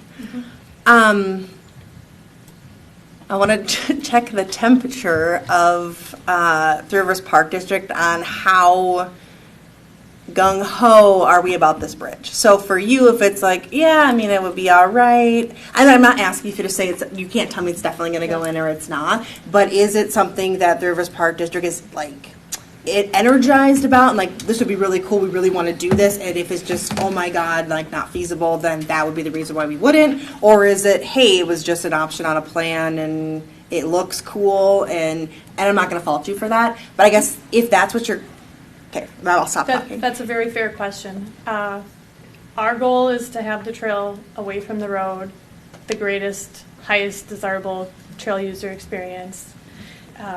Like the city, we still use taxpayer dollars, so we have to be fiscally responsible. So it ultimately will come down to, is this become a $3 million bridge, or is this a $300,000 bridge? And I don't have the expertise to answer that today. I don't want to put Jason on the spot either, but There's so many variables in it, I don't know Right. if I can try to make a call. And I'm not asking for a definite, obviously, I know you're not going to be able to give me one, and everything does come down to I the think dollars. if it's a reasonable cost, then that's going to be our preference, and that's what we've done in the past. If the cost is millions of That's dollars where I and was there's going. another option that's still safe, And we owe it to the So let me community ask you members this. to If- evaluate that. If they would say, yes, we're definitely putting a bridge, I'm guessing you'd be okay with this. I think I would be, to be honest. I would be okay with that. And I think I would be too. But I don't know how we get there. No, we don't play in, like, again, it comes down to the cost and feasibility, and I completely respect that. And But if that trail ends up going on the around road, I'm culvert, going to be, then the whole, You're trail- essentially preserving the opportunity. right. And I'm not here to advocate one way or the other. We have a seller that's willing, I'm doing my due diligence to bring it forward to the council to consider it. And if the council says no, then we have that. The Pearsons probably will sell to somebody else, and we're pretty much probably locked in at a road solution at that point. And I get that's not reasonable or anyone's desire, but that's essentially what is on the table today, is preserving the opportunity for the bridge, and then also guaranteeing that you would have the 1,000 feet off-road for the remainder of the property. I've got Stefan Scherson, he's a landscape architect on our team, and if he's up here, it means he has some He's got something to say. expertise. Go for it. Not much, but Mayor, Council, no, thank you. I just wanted to point out too that if bridge is deemed to not be financially feasible or physically feasible, extending the culvert, even though the county said no at this point, that was probably just because it's maybe out of scope for the project, but extending the culvert from the highway would give us more space to bring the trail further from the road and create a safer condition. So even if a bridge isn't possible, and as Kelly mentioned, that is our preference if it's, if it makes sense, there are options on the next to the road to make the road, the trail next to the road going around the ravine a safer condition as well. Can I ask an ignorant question, meaning like I just don't have the knowledge, this is not my area. When you say extending the culvert, can you give me a distance? Like how far do you mean when you say extend the culvert? Like are we talking a couple feet? Are we talking 10 feet? Like what does that mean? Like what did we ask for? For reference at LC Stevens, we were going to do a bridge. Yeah, just. And we ended up looking at it and doing the culvert extension was, I want to say it was about 80 feet. Yeah, I think it's 70 That we did feet. there? yeah. So This potentially. one wouldn't have to be extended as far, I expect. And so you still could extend the culvert and move that trail farther from the road. That still puts the Pearson property in play because you need to get to that to the extension. location. Yes, exactly. So you are So still you're not going to gonna need go some and- type of easement, and you don't design trails like that. You have Exactly, these you're not gonna big hook it right. 90 or 100-foot sweeping curves because they are designed for people to be able to bike safely on them. Okay. No, the larger radius is part of our regional trail design standards. It's for safety, they're designed to have a certain speed, just like you design highways for speed. There's trails are designed for 20 mile an hour bike traffic and for visibility. So that kind of comes into play with the other property on Lawndale as well too, to get, if we were to access the former Yancey property, we need also a 100-foot radius curve, kind of cutting the corner there of that property to get into the Lawndale property. So for the Pearson property, the farther you want the trail from the road, the more that you have impacted or the more easement you need from the Pearson property. I think what you're seeing on the map here with the curves kind of around the ravine are probably pretty close to 100 feet, to give you a vision. That's very helpful, thank you.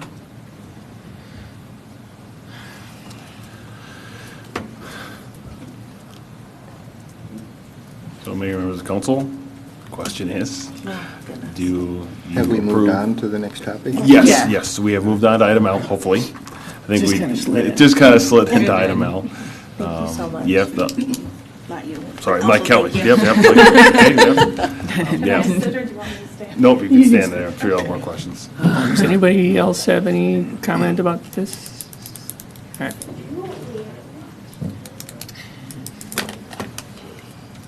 Is it about item L? Or is it about item K? Okay. Okay. The trail stuff. Okay. I just wanted to, what's the address? The Pearson place? So this is about that's the item we're on, yeah. This, Okay. yeah. So I just wanted to bring up the opinion too, if the trail goes in along the road, that's gonna open up a lot of visibility. You can see here like the trees, and if the ravine is extended, that's gonna open up a lot of visibility. So part of it was like not being able to get out of their driveway and see that. And the other thing is this trail goes miles and miles. Everybody has to drive over that trail to get out of their driveway. So the fact of saying that they have to stay way back because they can't get out of their driveway, I feel like that's really not a very good supportive reason as to why they would have to acquire this property. And then just another thought is it possible, I don't know visually where the house is and stuff, is it possible that we could split the property and acquire some of it next to the ravine to take the trail closer without selling the entire property to Three Rivers? It's just a couple of thoughts. Then can I get your name and address? Name and address. My name is Heidi Rezatek. My address is 16840 Dayton River Road. Thank you. Can I get you to spell your last name? Because I'm going to screw it up. I guarantee. RZESZUTEK. Just like it I would have sounds. loved to have Definitely seen not. how you spell that and compare to the actual. And naturally, Thank you know, you. the Z's are silent. Thank you. Anybody else?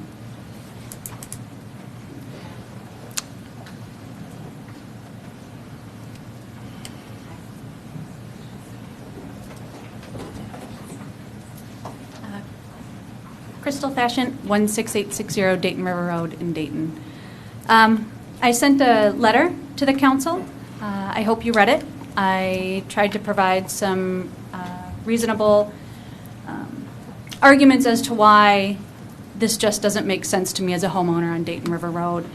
This is going to continue on and on and on. Every property that you say yes to, another one is going to become high priority. You know what they want. They want the greenway. When you go to that map on the greenway, it goes right through my house. That's what they want. That is the end game here. The reason that they're not going to build this trail on the road is because they want to hold out until you all either condemn our homes or they get us all to fall like a house of cards and all of us fold. That is the end game here. So let's be clear and honest about that. That greenway option has come back again and again and again, and that's what they want. That's why you're not getting any clear information about putting this on the roadway. Nobody's talking about Hennepin County. Why couldn't the road be looked at to be moved? Why can't the road be looked at to be realigned? Or they're already talking in Hennepin County for this road realignment to take down some of the height on some of these hills and other things. There's so many options here, but they don't want to talk about any of them because they want all of our houses and they want you to eventually condemn them all. This is 28 homes in Dayton. They've already gotten 13 or 14. They're affordable homes. Are you really going to do this to condemn all of this river property? Dayton has been platted, it was platted in 1870, okay, or 1855, excuse me, 170 years ago. Now you're going to sell this to the park. You're going to give away all of this land forever and ever. It just doesn't make any sense. Every argument that comes up is going to sound like a good one. We have to be done at some point with this. Please, please, there's no urgency to sell this house. There's no urgency to sell any of them. There's certainly no urgency to look at the 5 that they've identified. One of those is our good friend and neighbor who has been here fighting this the whole time. Are we just going to condemn their home? You know you don't want to do that. We don't want that to happen. Let's just stop. Let's be real about this and let's not have this come up again and again. Thank you for all the attention you have put on this. I appreciate your deep thoughts on all this. Please think of us when you're thinking of these decisions. Please, please don't let our houses be condemned. That's where this is going. That's what they want. Thank you. Thank you. Thank you. Thank you. Anybody else? You just couldn't stay away. You're making up for the other half, aren't you? Yeah. I don't need to make up for anybody. Keith Grover, 113th in Front The homeowners in this area, to me, really hit the heart of this whole thing. You know, to be able to work your whole life and save up enough money to buy a beautiful piece of property along the Mississippi River there's no more, they're not making any more of it. It is what it is. And to have, you know, Big Brother basically coming in with their thumb on you, even though that's not what they're saying, we all know that's what's going on. I mean, if it's not the park, it's the county. If it's not the county, it's the state. I just have a real problem with us giving up any more tax income, for a better word, from the city of Dayton. And I talked about this here a while back. I mean, I looked at the Hennepin County map and tried to get a rough estimate of what Three Rivers Park owns in the city of Dayton. To me, I came up with over 2,300 acres. That's a huge chunk. That's almost 14.5% of our available land in the city that Three Rivers already owns. And every time I turn around, they're buying another chunk.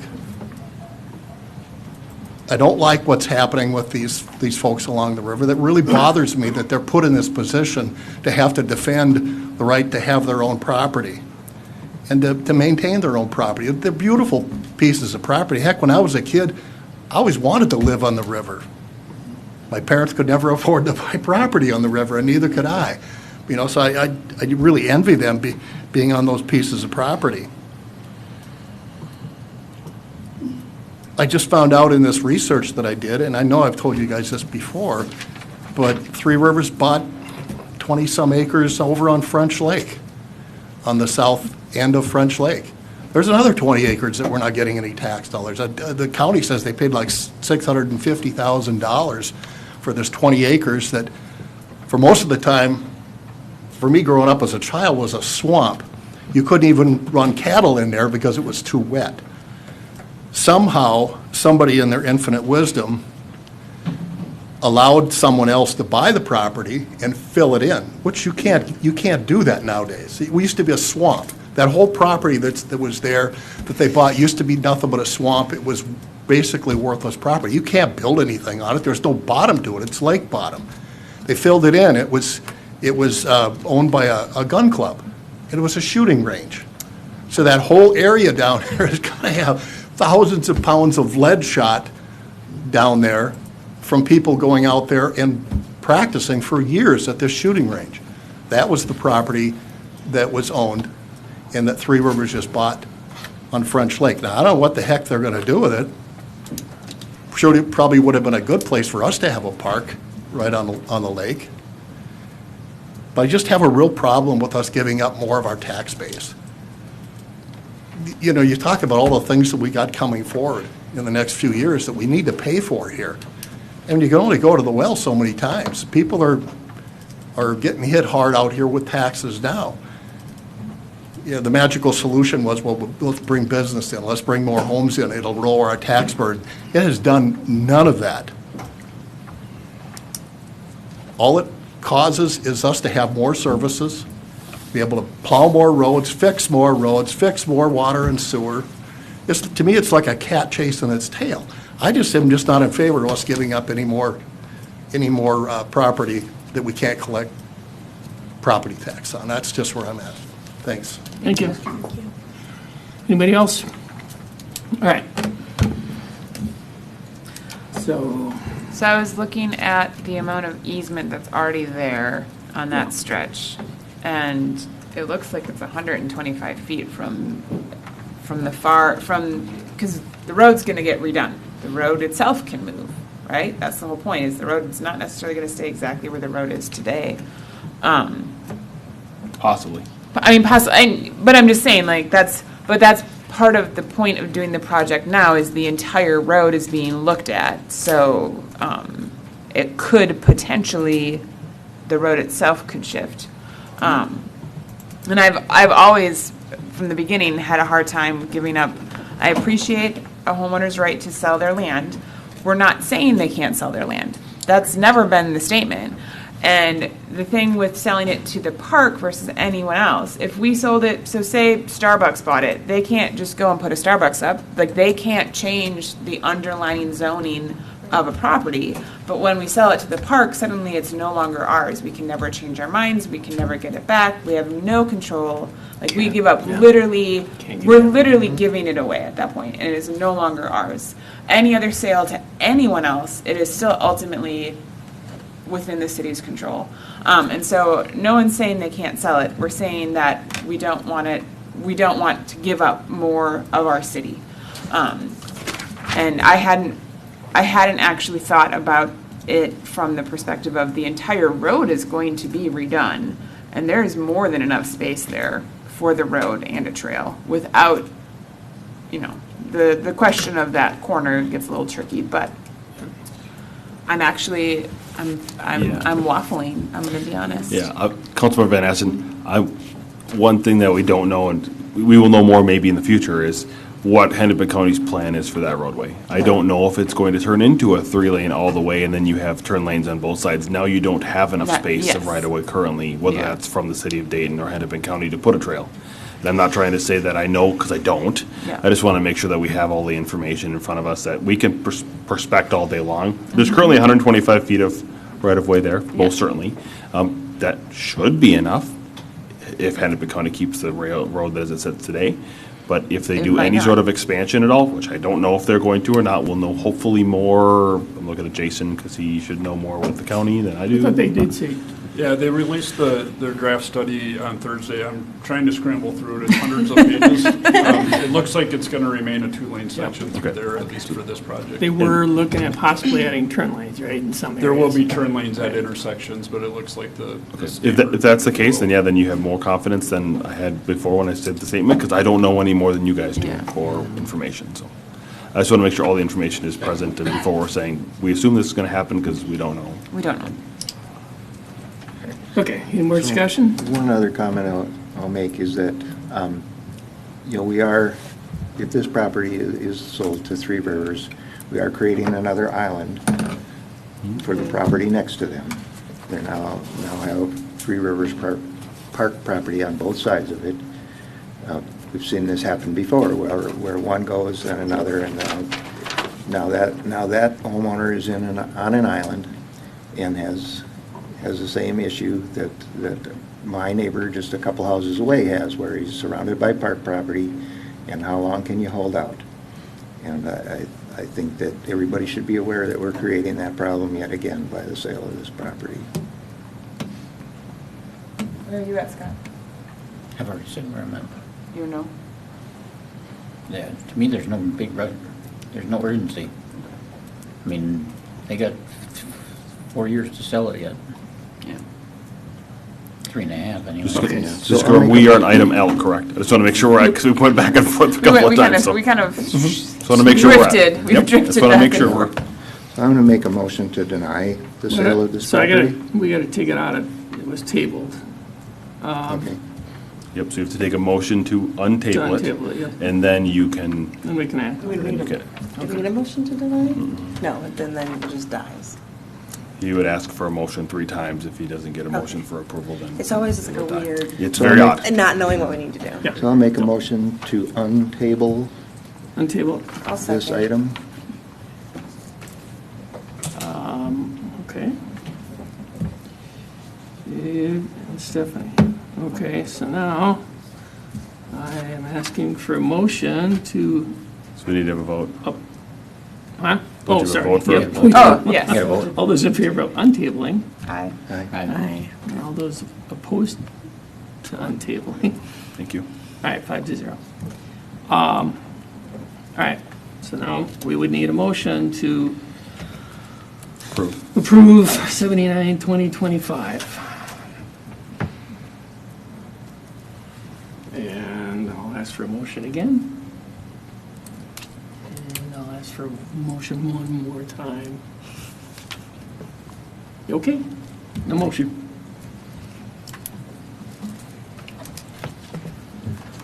Thank you. Okay, on to item M.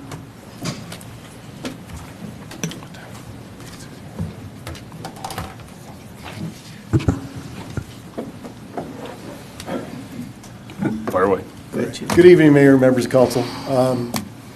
We've been talking about $30 an hour for firefighters for probably the last 18 months or so. Zach and I sat down again and had a further discussion. So the change that Zach proposed to me, and I brought it back to the firefighters, was instead of $30 an hour, and that's always been on the table, to have the ability for the firefighters to bring in years of service as for the step and pay grade system. One thing I will say on this slide that is incorrect, if you look at current plan, there is no, it's $30 an hour for firefighters and officers, and it's not $32. There isn't a current increase, it's flat $30 regardless of what that was. So Zach and I were I apologize, I put that one on there. So. So that's currently what's proposed, roughly about $292,490 roughly is what we anticipate, and it's kind of a swag depending upon calls. The potential change would reduce the budget a little bit, about $32,000 or somewhere in that neighborhood.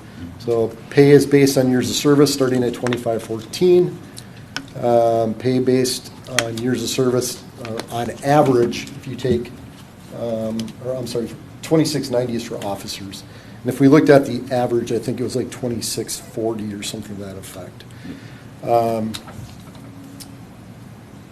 When we look at this, supports firefighter retention, provides predictability for long-term wage growth, encourages members to build long-term careers with the department, advances firefighter skills, stronger capability and duty crew workforce, so the ability to bring in other firefighters from other areas if they already reside within the city, obviously offering those opportunities to them.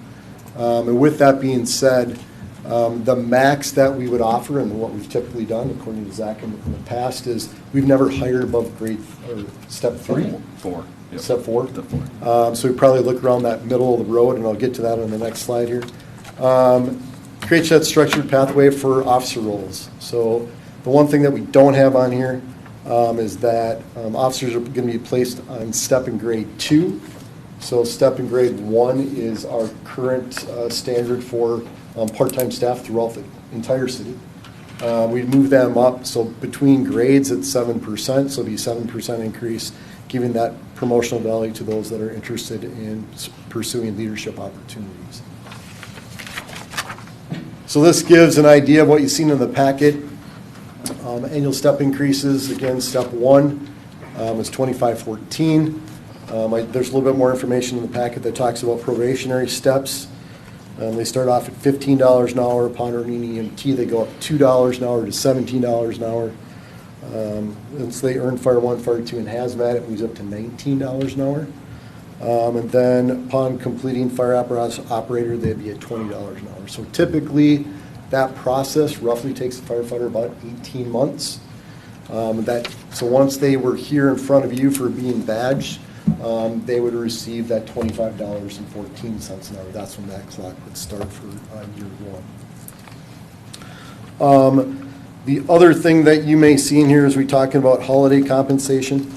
The one thing that is not in here, so we put in here 1.5 times for, it's not in the presentation up in front of us, but New Year's Day, Memorial Day, 4th of July, Labor Day, Thanksgiving Day, Christmas Eve, and Christmas Day would be paid at the rate of time and a half for those duty crew shifts. The other thing that we need to take into account that Zach and I haven't talked about, but we'll have to figure it out, is that if we did have an all-call that day, those firefighters would be compensated at that same rate of time and a half for coming back. So we have to put that into the budget somehow if we're going to move forward with time and a half rate. The other option that was given to firefighters on 3 of the holidays, Thanksgiving Day, Christmas Eve, and Christmas Day, they could reside in their home with their family on those particular days and receive, if it's $30 an hour that we go with, or whatever their hourly wages based upon their years of service. Or if they wanted to, they could go to the station or reside at the station during those days, and they would get their time and a half. This was brought to the department. We had 23 people in the department vote, if you will. 18 are looking for step and grade, and 5 are looking for $30 now. I stand for any questions. I have just a couple clarifications. So there are, looks like 5 steps beginning with probation, and then at the various achievement levels, EMT and firefighter 1 and so on. Does that all happen in the first year then? Councilmember Pursuant, yeah, it's roughly, so the academy starts in September. By the middle of January, they are at EMT. Fire 1, Fire 2, and Hazmat takes roughly between the middle of January to roughly the end of May or the first week in June. We try to give them a little bit off if they choose to for FAO. Often they want to get it done, so maybe they do it starting in August, September of that same year. And then that's usually about 40 hours of class. So it would be roughly all within roughly about a year time. Okay, because that's where your step 1 starts, and that's what I was trying to make the connection to, Yep. is that they get through these other 5 steps in the first year, and then they're at step 1 at that point. Yep, so there is a little bit of a time lapse between when they're done with fire apparatus operator. It's roughly about 6 months. They have a probationary book that they complete with any of the firefighters or officers within the organization. It's about a 6-month time frame. So they're getting familiar through Fire 1, Fire 2, and EMT. We've given them the basic foundation for their skills. Now we're going to teach them where the equipment is on the apparatus, how Dayton does it, and so forth. So that's roughly the next 6 months. So typically, if we start in September, March is when you typically will find them in front of you for badge pinning or swearing in. And that's when that 18-month is being completed. And at that point is when that 25-14 would start. Year 1, if that makes sense. It still seems like there's some overlap between that timing and step 1. I don't remember what the steps were, so it's 15, 17, 15, 17, 19, 20, 25. 20. And then they would get $20 an hour until they get pinned, which could be 6 months, could be 8 months, could be, longer than that, depending on how well they're doing with their book, it sounds like. And then they would move at the time of pinning, then they would go to 25-14. That would then be their step date, and then every year after that, that's when they would get their next What if they step. didn't get pinned for, say, 18 months? Then they do not receive 25-14 until they get pinned, which could be 18 months after. So they don't move to step 1. They do not move until That's step the part 1. I was not able Yeah, to because follow. it says 1 year of Oh, service. yeah, so, yeah, it's a little different with the fire department because it says years of service, but the steps are actually when you actually go to step 1, and then you'd get every year after that, then you'd get another step, depending on how, if you meet the requirements of the department or whatever that may be. I But hate steps, but I'm not sure how else you do this. I don't either, but I mean, I like this a lot better than the flat rate that says everybody's worth the same amount on day 1, which we know is not really the case. The other, and I think you spoke to this, Chief, that the time and a half on holidays, that has not yet been factored into the overall budget number. And, No, I it don't hasn't. expect that to be a big impact, but I just No. want to clarify that it's not there yet. Correct, yeah, that's, Zach and I have been working on that, and basically, we're going to try to accommodate that within our current budget. As hopefully, we don't have an all-call or a structure fire that day, but, if we do, we do. We don't have a choice on that, but, so we're plan trying those. to work it into that budget. Even with a little bit of that cost savings, that's where some of it could come from as well. Did you list all federal holidays? No. No. We did not do all federal holidays, and I don't, Don't we have to? For paid time and a half? I don't technically believe so, because it's a paid on call, but we can confirm that. I can confirm with HR. yeah, that, I don't believe we need to, but I don't think we do. Because we don't need to at all, so you're just proposing something. Correct. and not It's, all of yeah, them. we don't have to technically pay them overtime, because it's not a set scheduled time. It's not, you have to be We don't here. do it today. However, we are looking at doing a duty crew model next year, and so then it would be more of a, now you have time that's scheduled there, so I don't know. We'd have to work through that process if that's something that council is okay with, I guess, I don't know if it's okay with doing or we're required to And do it. I guess that that's- might be something that we have to talk about, so. When the on-site versus at home comes into play. Correct, and that's one thing that I think that was really good from the department and from the chief is bringing it up, is that you could be at home and still get your pay and still be with your family too if that's needed. But you're on call. But you're on call. On real call. You're on real call, like actually Yeah. medical team type call or whatever that might be. Are you getting paid for every hour that you're at home, or only Just for when- the duty crew time frame. Right, so it would be, this is your shift, you're being paid for all of those hours while you're at home. Correct. So would that not speak to your point of that it is not a paid on call then, because they're different That's what I'm saying. things? That's So why that it may trigger. It may trigger the whole holiday federal pay that we have to do on every federal holiday. Correct. Because you now required them time versus now currently it's paid on call. You don't know if you're gonna have a call or not. You Right. might not work at all. And you show up and get paid for that. You got it. piece, Or Yeah. that So hour. I will do some research on that to figure out if it's every federal holiday we have to do or not. And if it's the case, then I will follow back up with the council so that you're aware, if that's something the council wants to do. It'd have be nice to know the liabilities. Yeah. Yep.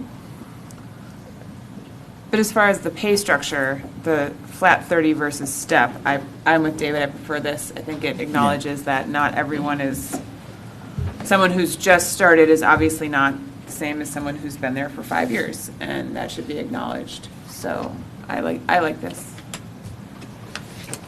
The holidays have to get figured out, because we obviously want to follow laws. Yeah. But Voted on. I have a question. Go ahead. I couldn't hear what, so you cannot go from step 1 to step 5 in 1 year? No. No. No. Okay. Just in, Councilman You're Swan- talking to from a guy that, for 30 years, I was a meat cutter, and whether you're a 1-year meat cutter, a 1-month meat cutter, or a 30-year meat cutter, you get the same money as everybody. So for me, it's, And that's what we currently have as the system current. Yeah. And, I and understand. planned is Yep. the same thing. yep. I don't think that's uncommon in union situations, at least ones that I'm familiar with. Correct. But the step piece is more common in what we've seen in city contracts Yep. and government in general. That's because they think. set it up that way. Right, right. And, but I guess my only point Yeah. was that I've seen that both ways, and it's not uncommon in unions. The non-union position, which these are, there's more flexibility for Yep. merit Yep. based. Oh, I get that part of it. And There is no this- merit here, and that's. There is none. It's an automatic step. And that's what I was Yeah. thinking about. I mean, when you're in, like where I'm at, it's 100% merit. But I don't know how you do that here. You can. So, yeah, mayor and council, there have been other communities that do merit pay. It is a much more complicated system that you can do merit pay, but you have to have a range still. So you start with I'm gonna call it a 0 and 100%, and then you work whatever that range is, and then that person will receive a merit pay based on that. The problem and issues that communities run into, or I should say maybe challenges, is that you end up with how much do you budget every year for those increases in merits? Because if everybody in your department's doing fantastic, you only have so much budget to use. You can't give everybody a 10% raise. Sure. So then you end up with, okay, who's getting what raise and whatnot. And it is possible. Unions don't like that nearly as much because then it's not consistent. I was successful in one community that I worked with to get merit pay involved with Through a unions. union? Through a union. Wow. It took an act of God, but we got I was it. gonna say, yeah. I have a question, because this is my first go-around with this step system. When you're looking at the officer, like the lieutenant and captains, and it says like 3 years of service, does that mean 3 years of service as a captain or a lieutenant, or does that mean in your role, or? Councilman Henderson, good question. So, for instance, let's use a couple of the firefighters that are currently here that are officers. We are going to have 2 different pay rates per se. So, for them, so one has been here for longer than 7 years. So they are going to start at step 8 or 7, whatever the step 7, in that capacity. The other person that's been here for 2 years or 3 years, whatever it is, they would start at step 3. So you could fundamentally have, and Zach and I talked about this, you could have a firefighter that's making more than an officer just based upon them kind of where they started and whatnot. So it's to your question, it's not specific, at least for our current folks that we've hired. I will say that probably is going to come into play once we start to look within the community if there's folks, as well as outside for members that are wishing to join the duty crew program. Yeah, I think that was exactly what I was what I was thinking is you could have a firefighter making more than That is correct. your captain or your lieutenant. That's correct. So I guess that makes it like thinking of what's the incentive of taking on more responsibility if. But a 7-year firefighter versus a 7-year, but that individual, right? If I've been here 7 years, if I'm a firefighter, I'm at 3181, but if I'm an officer, I'm at 3404. So, for that individual making the decision, they would make more if they move into the officer. Regardless. So, and that's ultimately the goal, is that if you take on those additional responsibilities, you should get a bump up in pay. Right. What I guess my other maybe question, and it might just be different now. We've never had a 1-year firefighter be a lieutenant or a captain historically. So you know what I mean? So I don't know that the other steps are And we're gonna get used. I don't think it's I don't think it's a spoken thing where, my affiliation with the department was you had to have 5 years on the Dayton department in order to be an officer. But that is not the case now. And so I guess I'm just wondering, what is our requirements, and will there be a world where we would have a lieutenant or a captain that has 1 year of service? That would be, you just got off of probation and you're gonna now lead the group? I guess I'm just wondering, what is our? Yeah, so currently, we used to have 5 years for lieutenant and captain. We have dropped that to 3 years of service. Okay. So to your point, yeah, they would probably be more at that step 3 in that capacity. Yeah, otherwise, so the one thing that's different, Councilmember Henderson, is one thing slightly different about this new system we're looking at is we're looking at hiring mercenary firefighters as well. I don't know if that could change things or not. I'm not sure on the officer side of things. I don't know how that all works. But you could have somebody who has tons of experience in another community coming in, looking to possibly, I don't know if that works for first-year firefighters, to be officers. Not sure on how that all works, but they could have 3 years of service or 5 years of service or 15 years of service in another community coming into the city of Dayton. They might go to an officer. So these years of service on here are with the Dayton Fire Department or all together? So currently, what we have in front of you is based on the years of service for Dayton, because we don't know what that looks like for hiring external firefighters currently. Oh, so, okay. So that, it's an important distinction, because as we are hiring 8 potentially firefighters from other communities, there's the possibility that they could all come in at a step, so we won't hire above a grade 4, or we haven't historically. We historically have not hired above So that would be 4 years. Step 4. A step 4, sorry, excuse me. So that would be 4 years of service, so. But that's service here. Nope, so they could, so let's say they came in with a bunch of years of service from other community, we might say, okay, you're at step 4. Oh, But let's say they, it was just Dayton service. they might come in at step 4 now, but their years of service here would only be 1. So if they're looking at moving into an officer role, they might only come in at step 3 or something, whatever I don't know what the steps are on the officer So level. can we play out a scenario maybe? Yeah, Like that, I think that would be play out a really scenario. helpful for me to understand. Yeah. So if we have a firefighter who, let's say, has 10 years on another department, and they're looking to come here and fill one of those 8 positions, as our mercenaries is what we're calling them. Are you saying then that they would come in they have 10 years of service, or we're going to say that, oh no, you're at a step 1 because you don't have any years of service on our department, or are they at a step 4 because we don't bring anyone in above a step 4, or are they at a step 7 because That's our that's max. 7 years? That's our max. Go ahead, let's see what, go ahead.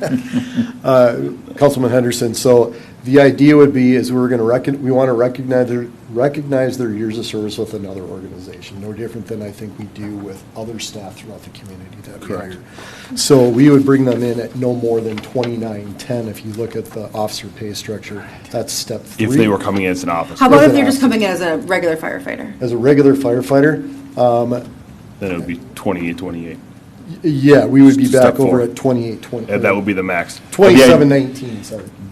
The idea for us would be to try to hire them at as little as possible. Obviously, we're gonna, as part of the process is a. So it wouldn't really matter. Yeah. Sorry, I'm trying to rational through that, and I apologize, this is a half-baked thought, but what would be really the incentive then for someone who had, you know, a long career in the fire service to come in and be making the same dollar amount as a 4-year firefighter when they could potentially have 15 years, or let's say they have 14 years, which is double what our top step is, but they're making 4 steps or 3 steps below that?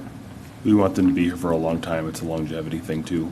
That's why we typically, the same thing when we, you know, I'll use Chief Henderson. When we hired him, he was at step 4 when we hired Chief Henderson. He's got 20-some years of experience. We didn't hire him at step 7 because the idea is to try to keep people long-term and try to keep them longevity-wise, to have them here and keeping them retention. So if you say you're at step 7, now they have, Nowhere and to now let's, for example, let's play a role where we have I no hear increases that. and it's no salary adjustments because we're going through some sort of housing recession, and we have no increase, so now you don't have an increase. Well, at least if they're at step 4, they have at least an increase that they're getting every year to continue to be here throughout the process.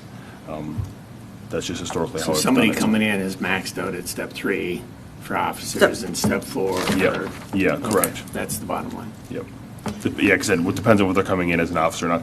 I don't anticipate them coming in an officer, but again, we're starting to change models and thoughts and processes here, so I'm trying to establish a little more of a procedure than we have had maybe previously, where it's just, here's a flat rate, here you go. And it's that's why it came up as a conversation. And it's still better than, because right now, if we don't approve this, everyone comes in at $30, whether they have 1 year experience, 0 years of experience, or 20 years of experience. So I still this is a better option. It might not be perfect, there might be some kinks to work out, but it's still, in my mind, better than a flat 30.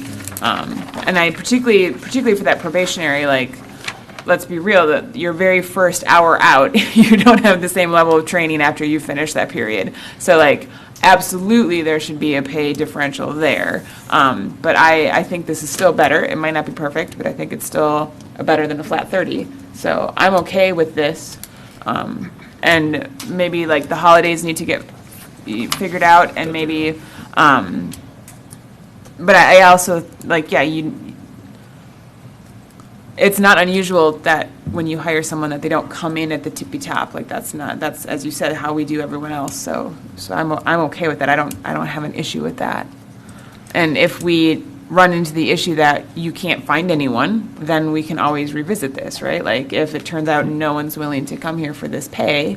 I don't think that's going to be an issue if Yeah. you look at what which is other fine. communities. But yeah, I think we're well. But then, within. but then to the point of then we're fine, right? Yeah. So then what's, I guess then my question is what's the holdup, I guess? There isn't a holdup. Okay. I just was trying to better understand. Yeah, that's fine. Oh, yeah, okay. So that was, I guess, where I was coming from is this is my first go around with Yep. this step system, and I just wanted to make sure that I understood, because in here it doesn't specifically talk about, where. Caps, nope. Nope, they're and where people would come in and that. So there's some details that could be, Yeah, that and would that's be helpful. literally just trying to fill in the own gaps that I had.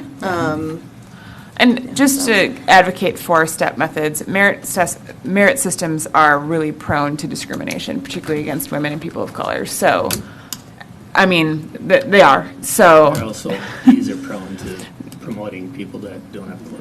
but my point is, there's no perfect method. No. There are pros and cons to both options, and I will speak, since we heard some cons to the step method. I wanted to give some cons to the merit method.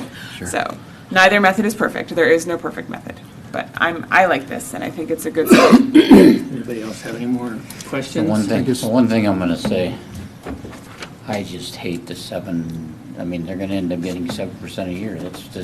It's going to happen. What's And I hate that.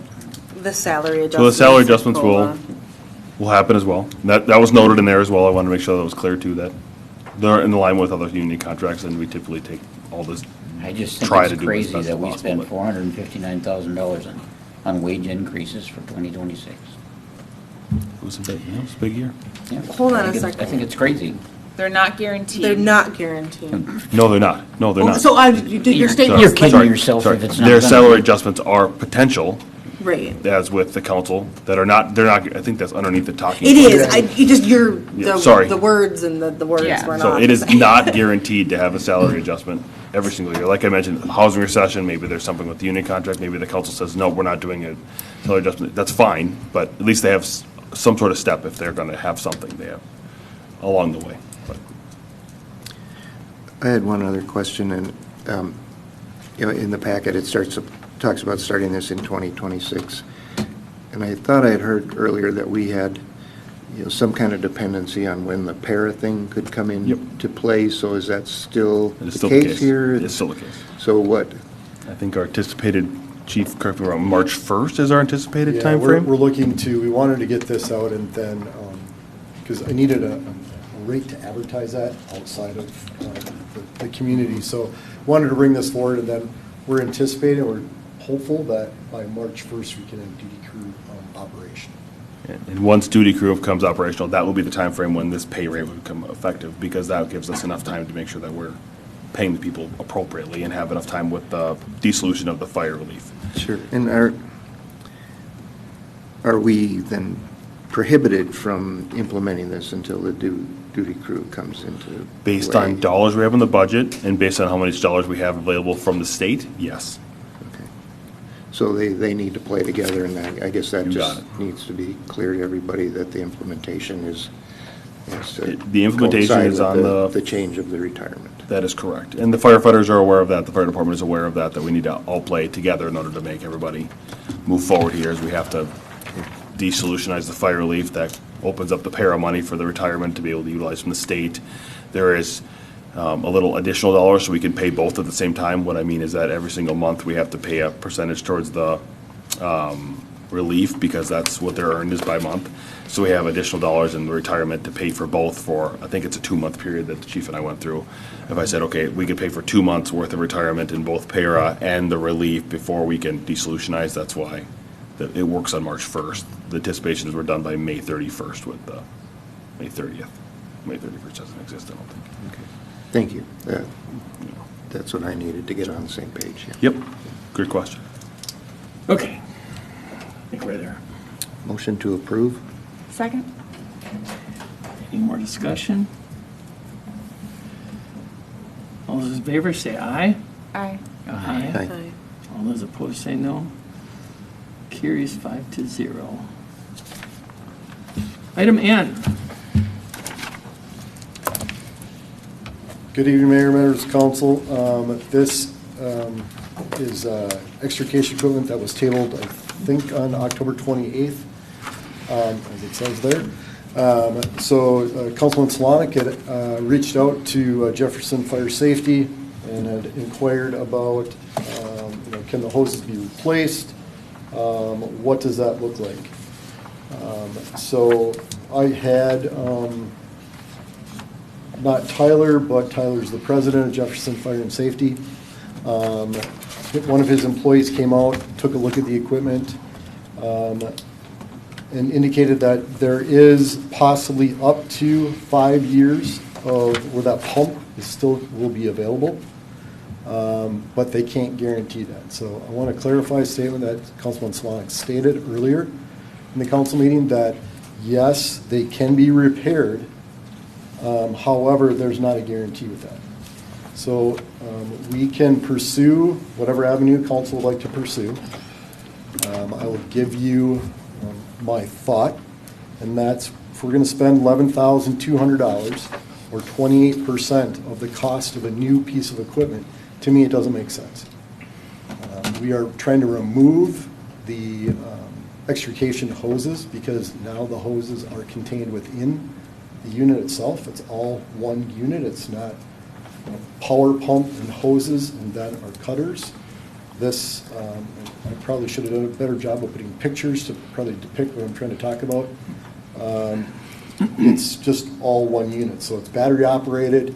The hoses and everything are contained within this one device. So it's a cutter, it cuts, it's all contained. Same with a spreader and or rams to help with that. So by us going that route, we don't have to worry about hoses any longer moving forward. If we wanted to replace the current equipment with like equipment, in the packet, I did put that, not to confuse anyone, because I know it confused Zach a little bit. There is a quote for the same exact equipment that we have today, more or less, for $44,609.21, which is about $4,000, $5,000 increase over the battery-powered equipment that was proposed. The other thing that I like to bring up is that I appreciate the fact that all the council members are conscious of budget for us. But the one thing I think that often sometimes gets forgotten is that this isn't my personal stuff that I'm using at home. I need this when I need it, and it needs to work. So if I'm on an extrication scene and I blow a hose, or the unit no longer works, that potentially could have an impact on the outcome of that extrication scene. So it's emergency equipment. So I'm not, for me, from my perspective, is I want to make it so it's operational 365 days a year, 24 hours a day. First, I need a motion to take it on the table. I'll motion to untable it. I'll second. All those in favor say aye. Aye. Aye. Aye. All those opposed say no. Okay. I have a question. Go ahead. So in the item, it says 8 hoses. Is that for both units? So we have 2 units, right? We have one on each truck, correctly? So it's for both units? Correct, yes. And then if the item doesn't move forward, which it's not at all, like, I'm not saying that's where I stand. I just, again, just clarifying that if the item doesn't move forward, we need to purchase all 8, correct? Councilmember Henderson, that is correct, yes. Okay. If it does move forward, this is outfitting 1 truck, right? That is correct. And then next year has the second one. Do we still need to purchase hoses to bridge that gap, or do we have 4 that are in working condition where we would get to next year? We would get to next year. One unit is older than the other unit. Okay. The one on engine 12, I believe, is the older unit, and that's the one we're looking to replace with the battery-powered equipment. Okay.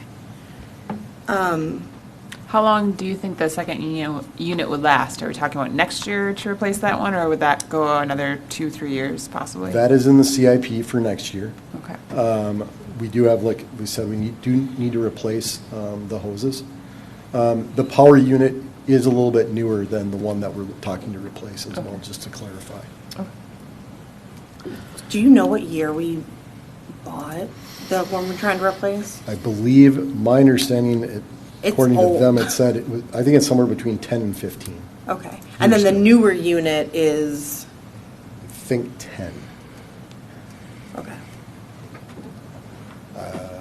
So the oldest units could be 15. 10. Kevin would have better historical value.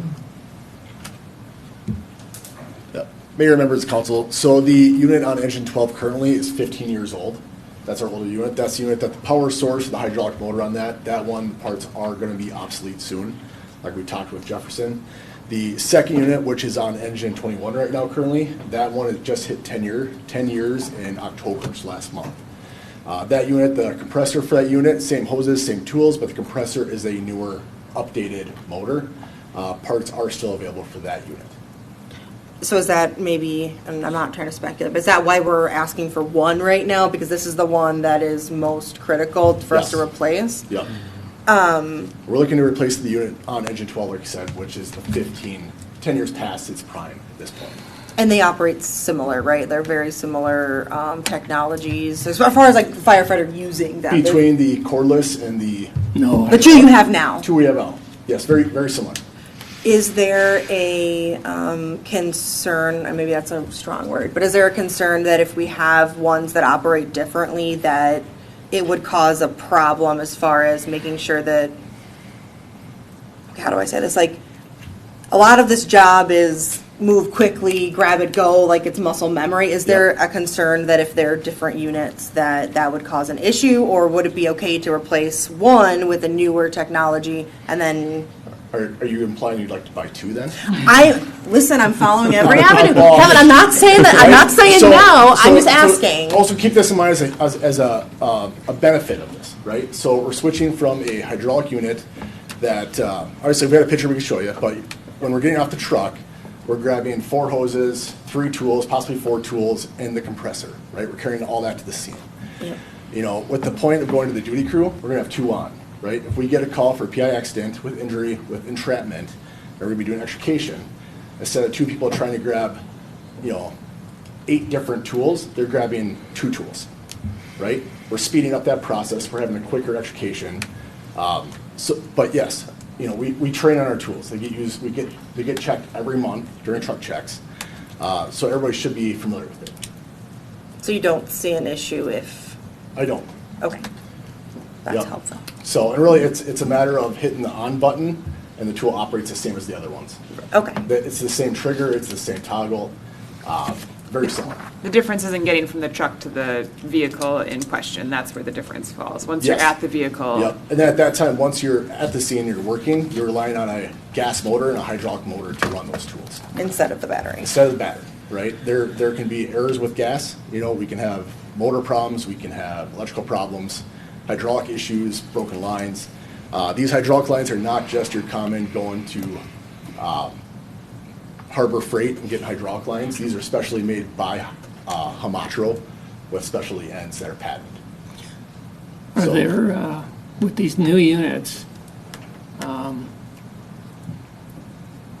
there any wear items? I mean, clearly it's going to have a big honking battery in it. So the battery actually wraps around the tool, so it's kind of in almost like a C shape where it clicks onto the tool. Okay. The handle itself is made out of a poly material that is flexible. So as the tool was to crimp down and go against the vehicle, it's not going to break that handle. Really, the only item that could potentially break in it that would need replacement would be on the cutters. So it's actually 2 very sharp tips that come together and it actually either cuts the metal or snaps the metal. Those tips, depending on where you're cutting and how you're cutting, you could snap a tip, but that's minor repair cost. Good. I did. Okay. I tried. Any other questions? Can I have a comment? Good. First of all, thank you. That was extremely helpful. Second of all, this is not meant to be a negative. It's meant to be like a praise kind of a thing. So please take it that way. This is really helpful. Like having it actually laid out is very helpful for me in lieu of just like the high level, hey, this is what it is, this is what it costs. Like actually seeing this for me personally is very helpful to be able to reason through all of this. So that's meant to be a praise and very helpful. Okay, that's my comment. Okay. I have one question, Gary. A bigger need, I'll go that way with it. It was expressed to me from a past fireman that maybe instead of this and buying new, the difference should be spent on gear. Do we need gear too? So currently, we've discussed this in the past, or even recently with hiring duty crew people. We have one set of turnout gear for everyone, roughly about $5,000 just for your coat and your pants. It does include helmet, gloves, hood, boots. We have about $50,000 left this year to spend on turnout gear. We're waiting for this process for approving of the step and grade pay system and moving for that duty crew model. The problem that we get into is there's a shelf life for turnout coats and pants. It's 10 years. So my philosophy is I don't want a bunch of extra stuff sitting around because then we're spending money that we don't need. We have brought to the organization a secondary set of turnout gear. It's designed to fight car fires, conduct extrication, and do wildfire, but it's not designed for interior firefighting. So for roughly that same $5,000, we're able to go with the one manufacturer that made the recommendation so that they would have a primary set and a secondary set, if you will, but one of the sets would only be good for interior firefighting. So that's the route we plan to go, so that they have two sets, if you will. But to the question of do we need turnout gear? Yeah, we're going to need turnout gear, but I want to be judicious in how we spend that, because when I arrived here, everyone was getting new turnout gear. So if a brand new probationary firefighter became off probation, we would spend $4,000 or $5,000 in getting turnout gear for that person. And then if they left in 2 months or 3 months or whatever, then we had this perishable item that would hang up over at Station 1. So I've been trying to whittle that down, if you will, to where we are today. Our turnout gear is sent out annually for cleaning and inspection and repair. I think last year we spent about $7,000 on that. This year will be a little bit less than that, because so that's prolonging the current turnout gear that we have. So that's the direction that we're trying to go. Some of that, and maybe not all, some of that could be handed, if I'm 5'9", 5'10", another 5'10", 5'10" guy could possibly use that, though, not? Oh, yeah, sure. I mean, the problem that we it's not get like- into is. It's not like John's gear is history once he's gone. No, and that's what we've I done. don't mean John, I mean John in general. Yeah, no, that's what I'll we've say, done. well, John Knutson's might be because of how tiny Because he is. he's only about this big around. Yeah, I was a joke, sorry. And that's what we've done since I've been here, is we've taken that turnout gear. When somebody comes off of probation, or before they get on the department, hey, what gear fits you to the best of our ability? If it's too long, okay, then we have to look at something else. We do have the ability to do some modification to the turnout gear for like hemming and whatnot, but not mass, if it's a 54 coat and I need a 42 coat, we're kind of limited in that capacity. I just want to clarify, because I want to make sure that I understand. So the option is 40,000. I know it's 39,336, but we'll just go with 40,000. So 40,000 for one new battery-powered extraction equipment, and if we do that, we don't have to replace any of the hoses on the second one. That is correct. Right now, our hoses, we can maintain those for a little while longer on the Okay. second one. Okay. And obviously, the benefit is we get rid of the hoses because it's all contained into one unit. Yeah. I just want to wrap my head Until around budget. next year, though. So that was going to be Chief, follow-up. could we utilize if we were to get the newer piece of equipment, could you utilize some of the hoses you have on the current piece of equipment to use on that other machine if they were to have a Fail backup or hose? Does that make sense? Like as as a backup hose? Yeah, we can do that. We can extend the life of that a little while longer. We just put it in the CIP in that capacity. The one thing I will throw out that we didn't talk about is that types of steel within cars and the strength of cars have changed. Yeah. Our current extrication equipment, I think it was in. It was in the packet somewhere. The packet talks about a foot or pound force. We're looking at 208,000 of pound force that we have now, and it bumps up to 312. So, Fords have a lot of boron in them. We're trying to cut and whatnot. That's just one example of what we're trying to overcome as well with new technology. I just wanted to clarify for the budget, because so basically it's 40,000 now and then 40,000 next year, so a total of 80,000. I think Councilmember Van Asten, I think what we could do is we could look at, if this is something that we could prolong it, maybe it's another year we can push it out Okay. for, or maybe another year we could push it out for and try to. To 28, the terrible 28. Well, the idea is to not to keep pushing it out, but then it ends up keep pushing it out too far, and then you end up with everything in the same year, so I mean. Yeah, okay. I hear you. It's just because it said we'd replace all 8 for 11,200, so that's why I just wanted to clarify that. Yeah, we have about, there's 4 for each. Okay. 4 for each. So Okay. So the oldest hoses we keep as reserve. Yeah, We don't just- use those unless we absolutely have to. Yeah, worst case scenario, like shit it broke and we have to go out tomorrow and it's not going to get in here for, yeah, okay.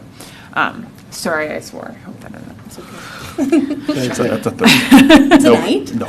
Oh. We were off record. We were off record for the F-bomb earlier tonight, but that's okay. So, okay. Okay. Are we, go ahead. You had Well, questions. I can do this after this. I'll make a motion to approve. And then I have a comment that I want to Sure. make around Second. it. I'll second. I wanted to All right, now discussion. Hesitated. But I thought you were seconding. Give it quick here. I know, I'm sorry, I've seconded a lot tonight. All right. So what I wanted to say is I would, assuming approval, which maybe is too much, but if this were approved, I would still encourage you to go ahead and fix the existing equipment as backup. I think that it is repairable, is our understanding, and that, things break, as we know with the fire trucks, I guess, more often. But things break, and I think having those as a backup, even if they immediately become less desirable, I think that's a good thing. And the other comment I wanted to make around this is that, in my history, the organization I came from, we used an organization, Gallup, everybody knows the name, to do our employee engagement surveys. And the main reason I'm bringing that one up is one that has always rung true with me, is they have a standardized list of questions that every organization gets. They call it the Q12. You actually ask 13 questions. The organization itself gets one, right? The other 12 are standardized no matter what company it is, what industry it is, they're all there. They're all the same. Question number one that gets asked of employees on this annual survey is, do I have the tools and equipment I need to do my job? That's always been a high priority for me because in my mind, that's the easy one, right? You give people the tools they need, whether that's computers, whether it's extrication equipment, whether it's ladders, hoses, turnout gear, all of that. That's the tools and equipment that these men and women use on their job, and I think that it's only right for us to support them having the best equipment available for them to do their job.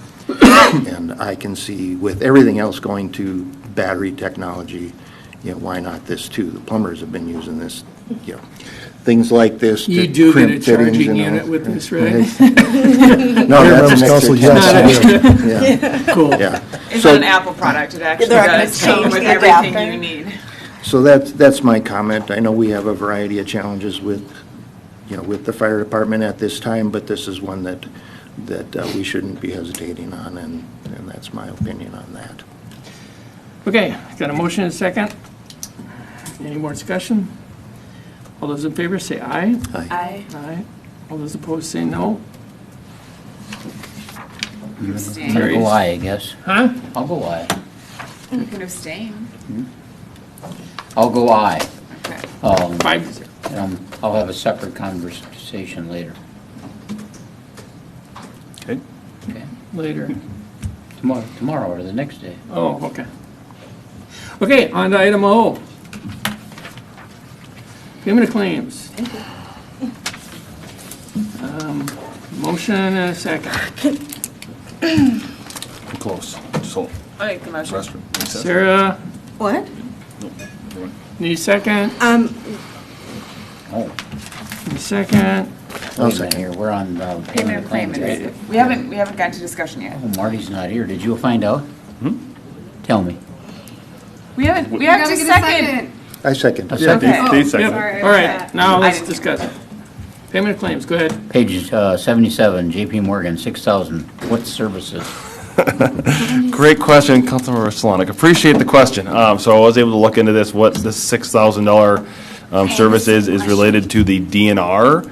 So we have a DNR license that we need to get for the 113th Avenue Trunk Sewer Extension, and that's what the cost is for the DNR permit is $6,000. So we paid for that with the credit card to try to get some more cash back as much as we can. So that's what it is. So Let you pay with one it. point that I've heard If about, we and could I have need to be better. DNR permit.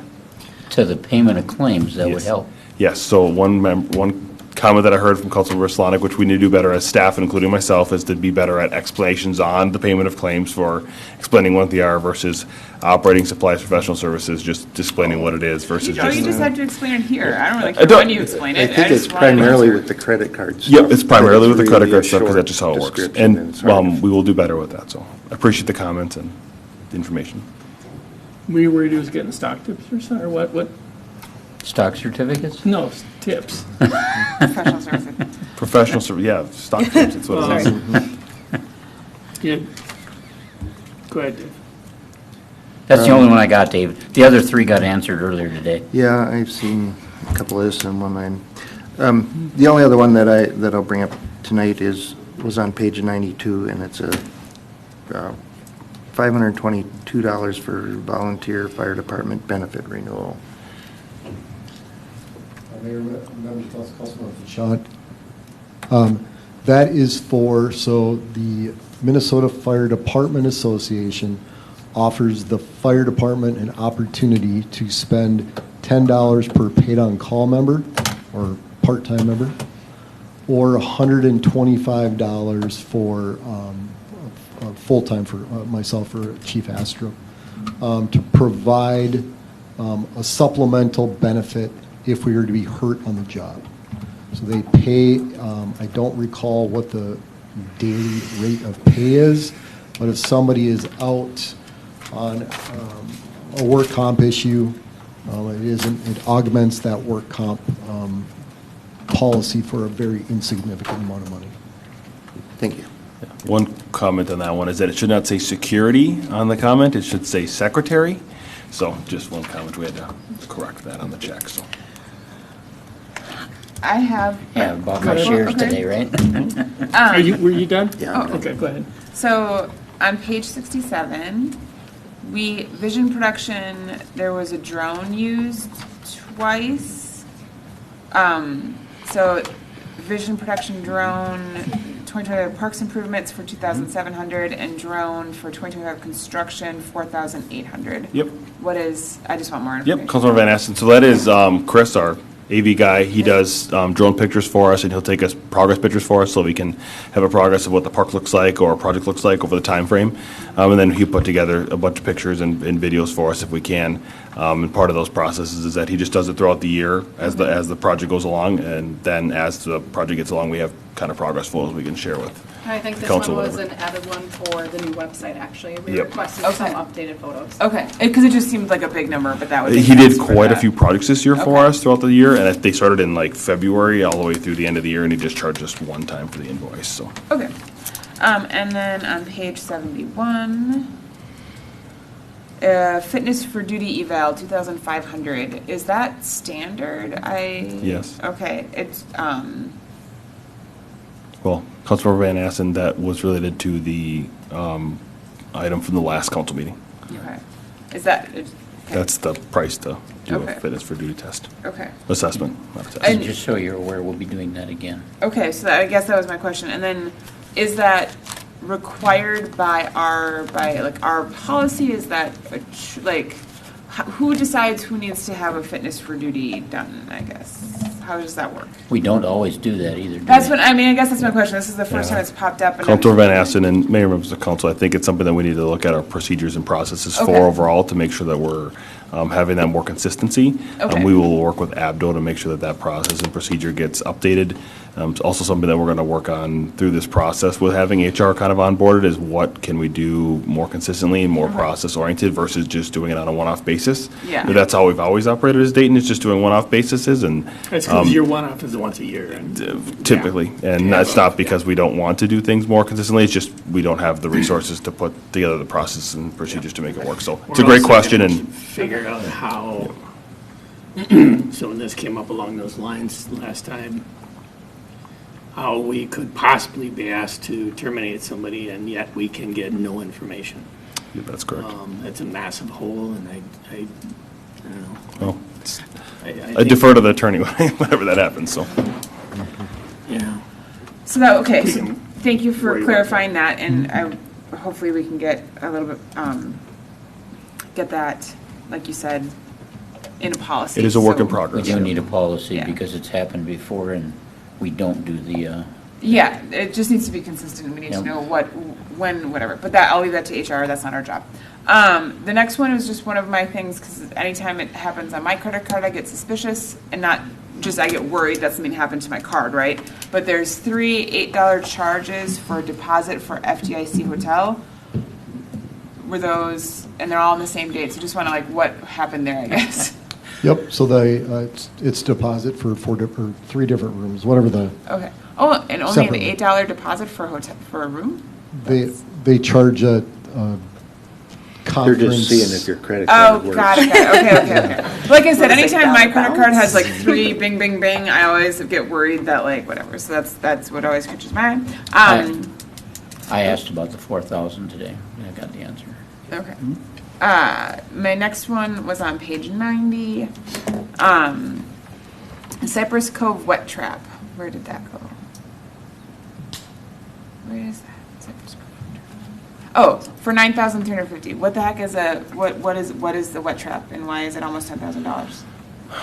Well, it's a great question for Marty, who's not here. Okay. Councilmember Van Assen. I believe this is related to, so it's based on the coding, I believe it's related to the project that we did over on 144 North Diamond Lake Road, and I cannot remember the road that goes into Ione Gardens. We revamped and did some irrigation on the left-hand side there on an outlot. Okay. And I think one of the things that we needed to do was, whatever the wet trap is, to get the irrigation to work in that area, we must have had to do something related to it, Okay. because Peterson Companies is the companies that was using, that we were using for that irrigation work So- to get done. So it's probably related to that. It is Okay. related to that irrigation project. I don't know what a wet trap is, but we can follow up.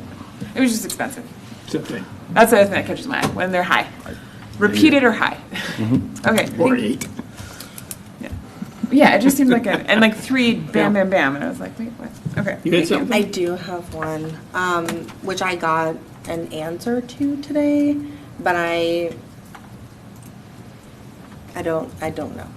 On page 79, there is a $337.14 charge for the Northwest Suburban Fire Academy polos. I think that where I guess I have two questions when it comes to this, not about the charges themselves, but I think one is we are floating the bill for other communities to reimburse us for those polos, and I don't know how well that sits with me.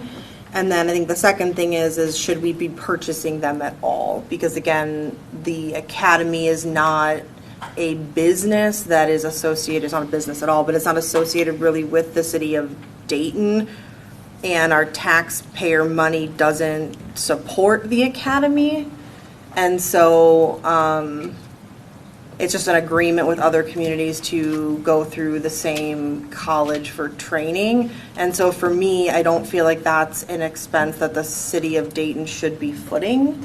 And again, like I think our portion, Zach, you said, comes down to like $75 of that. Something like that. But again, like when you go through the college, when you're buying materials for your courses, that's either bought by the individual and reimbursed through their employer, or it's bought directly through the college or whoever's providing it.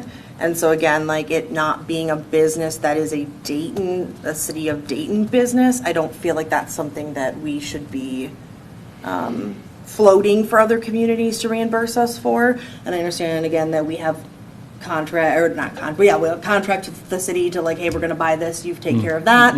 But I have not seen any such contract, and it's actually not even a business. And so I guess how would you have a contract? It would be with the college. It's not I don't know necessarily if it's a contract. I think it's just more of a verbal agreement. Yeah, like, hey, you buy this, we'll buy this, we'll pay you back for this one. I'll defer to the chief because I don't know all the communities that are involved with it. I know it's Rogers and us and then a couple of Osseo, there you go, and a couple others. Mayor, members of council, it's a consortium. So it's whatever community is interested in sending their firefighters to the Northwest Suburban Fire Academy, they may do so.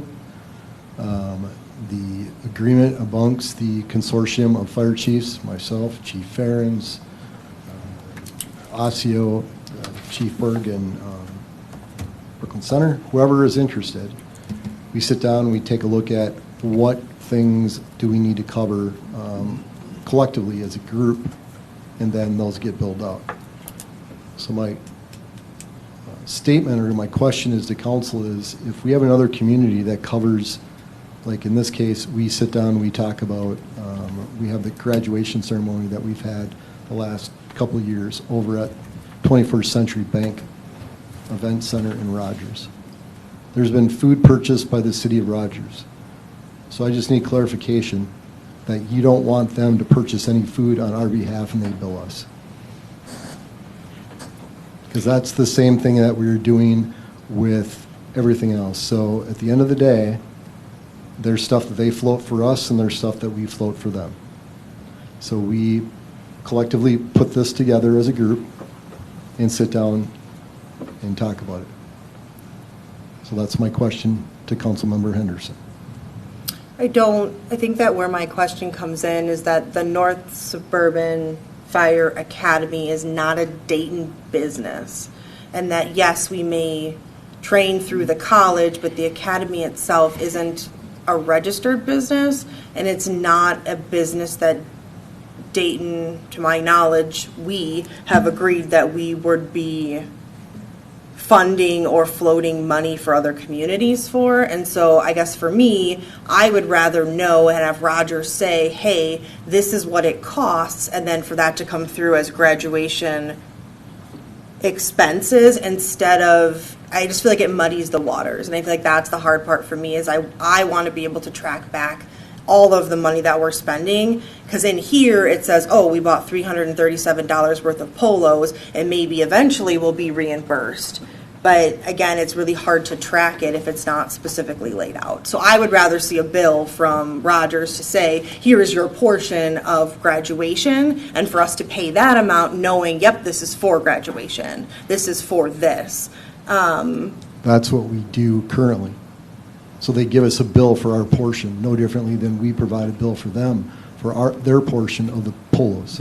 It's the same process. Yeah, I think Councilmember Henderson's point, Chief, and I hear your point, is that you'd rather have them float the bill and then us just pay the bill. You have no problem with whatever the polos. If you got a bill for $75 or whatever for the polos, it's just our portion. That seems to be reasonable to you. Right, I think But the it's just the academy fact- should be paying for the polos, and then we, as the city, should be buying them from the academy. But because the academy is made up of It's just a bunch of cities. which again, like, is not a business we've been affiliated with other than us, the chiefs just saying we're part of this.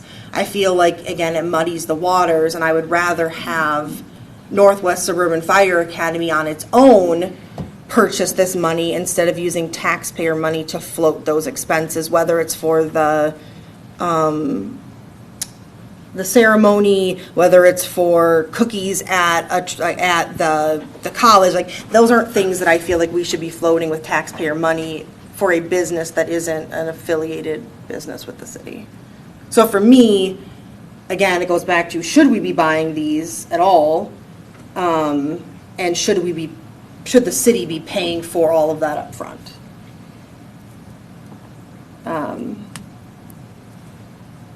And I guess that's my question.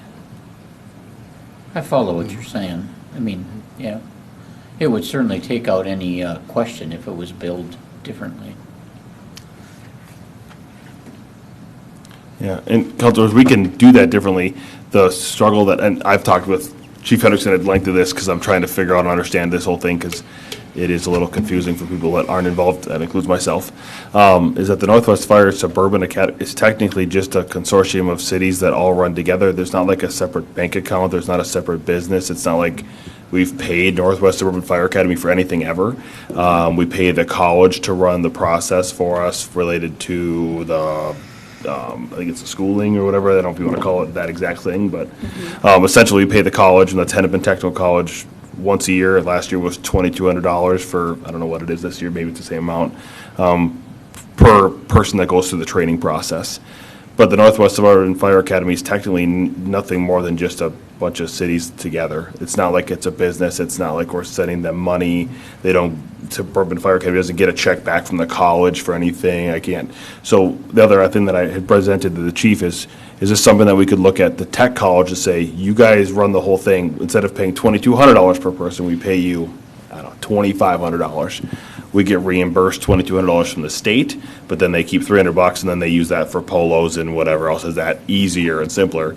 The one thing I don't know is we have to work with Hennepin Tech to figure out if that's what they'd be even willing to do. I don't know that answer because technically they're not Northwest Suburban Fire Academy either. They're Hennepin Technical College. So it's a bit, that's why it's so, It's muddy. It's sticky. muddy and it seems odd because we use these names, and I had to sit there with the chief and understand what it means. But I think I explained it pretty accurately, I would expect. But Yeah, at the end of the day, the polos are a requirement to ride with North. So we're utilizing those, so we're not necessarily because they're still in school in that capacity. And the rest of it is just stuff that I believe that we should do for our graduates of the academy. You know, we're going to have a graduation and provide some food for them. It's pretty simple in that capacity. It's not associated with a business. I'll be clear, it's not associated with a business that I own. How about I put it that way? So we just need to, it's regular course of business.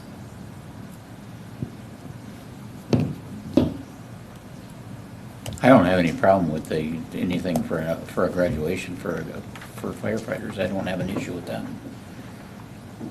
You mentioned polos. That, to me, that talks sweatshirts. That's what's on the payment of claims, is the purchase of the polos. And I don't have a problem with the ceremony. I don't have a problem with, I'm not saying I have a problem with even this purchase. Well, no, that's not true. It's not about the polo. I think for me, it's that there's a muddy line here. I'm sorry, I couldn't hear you. I'm sorry. I heard you say something. I just want to make sure I caught it.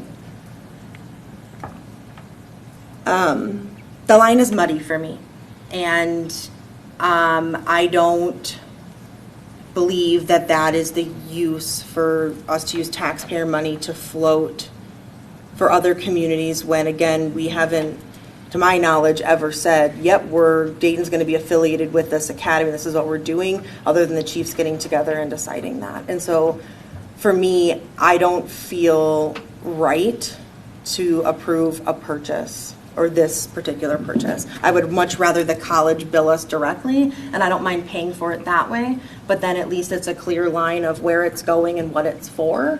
And so in the future, if this came through from the tech college, or they tacked it onto the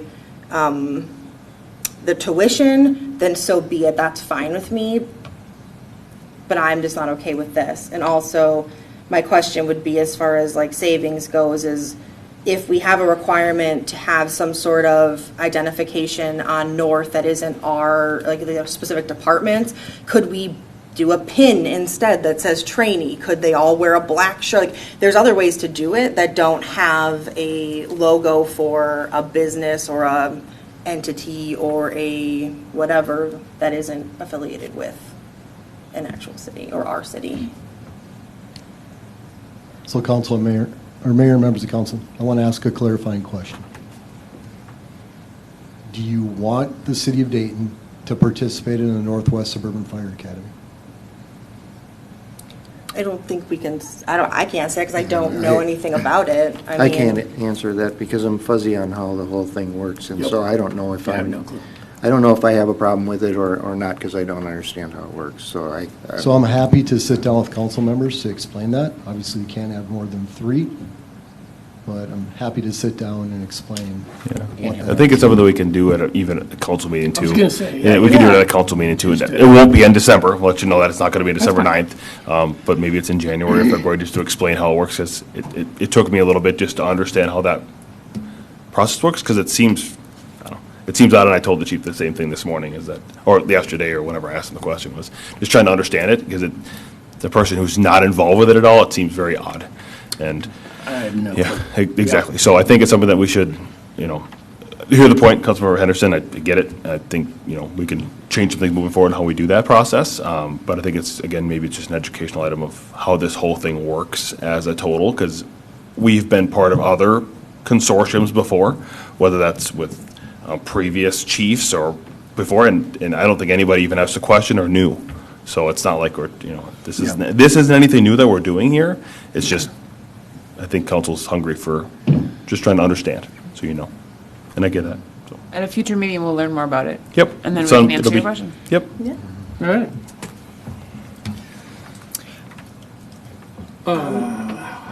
Dennis, I have a question procedural-wise. We've approved we've put a motion out for the payment of claims in a second. Yep. Because I am uncomfortable with this sticky situation. Vote against it. I have to vote no to everything then, since the motion's already on the table? It's a motion for the payment of claims. That's You correct. really can't pull. Okay, I don't know, this is the first time, so I just wanted to make sure that I know what I need to do, because I'm trying to stay out of the gray. So, thank you. Any other questions? All right. We have a motion and a second. All those in favor say aye. Aye. Aye. All those opposed say no. No. That will carry 4-1.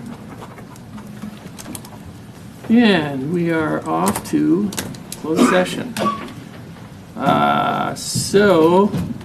Motion to close the meeting pursuant to MN Statute 13B.03 for labor negotiations. Give me a second. Second. Sorry, who first? Is that you? Me. All those in favor say aye. Aye. All those opposed say no. 5-0. We are now in closed session. Can we take a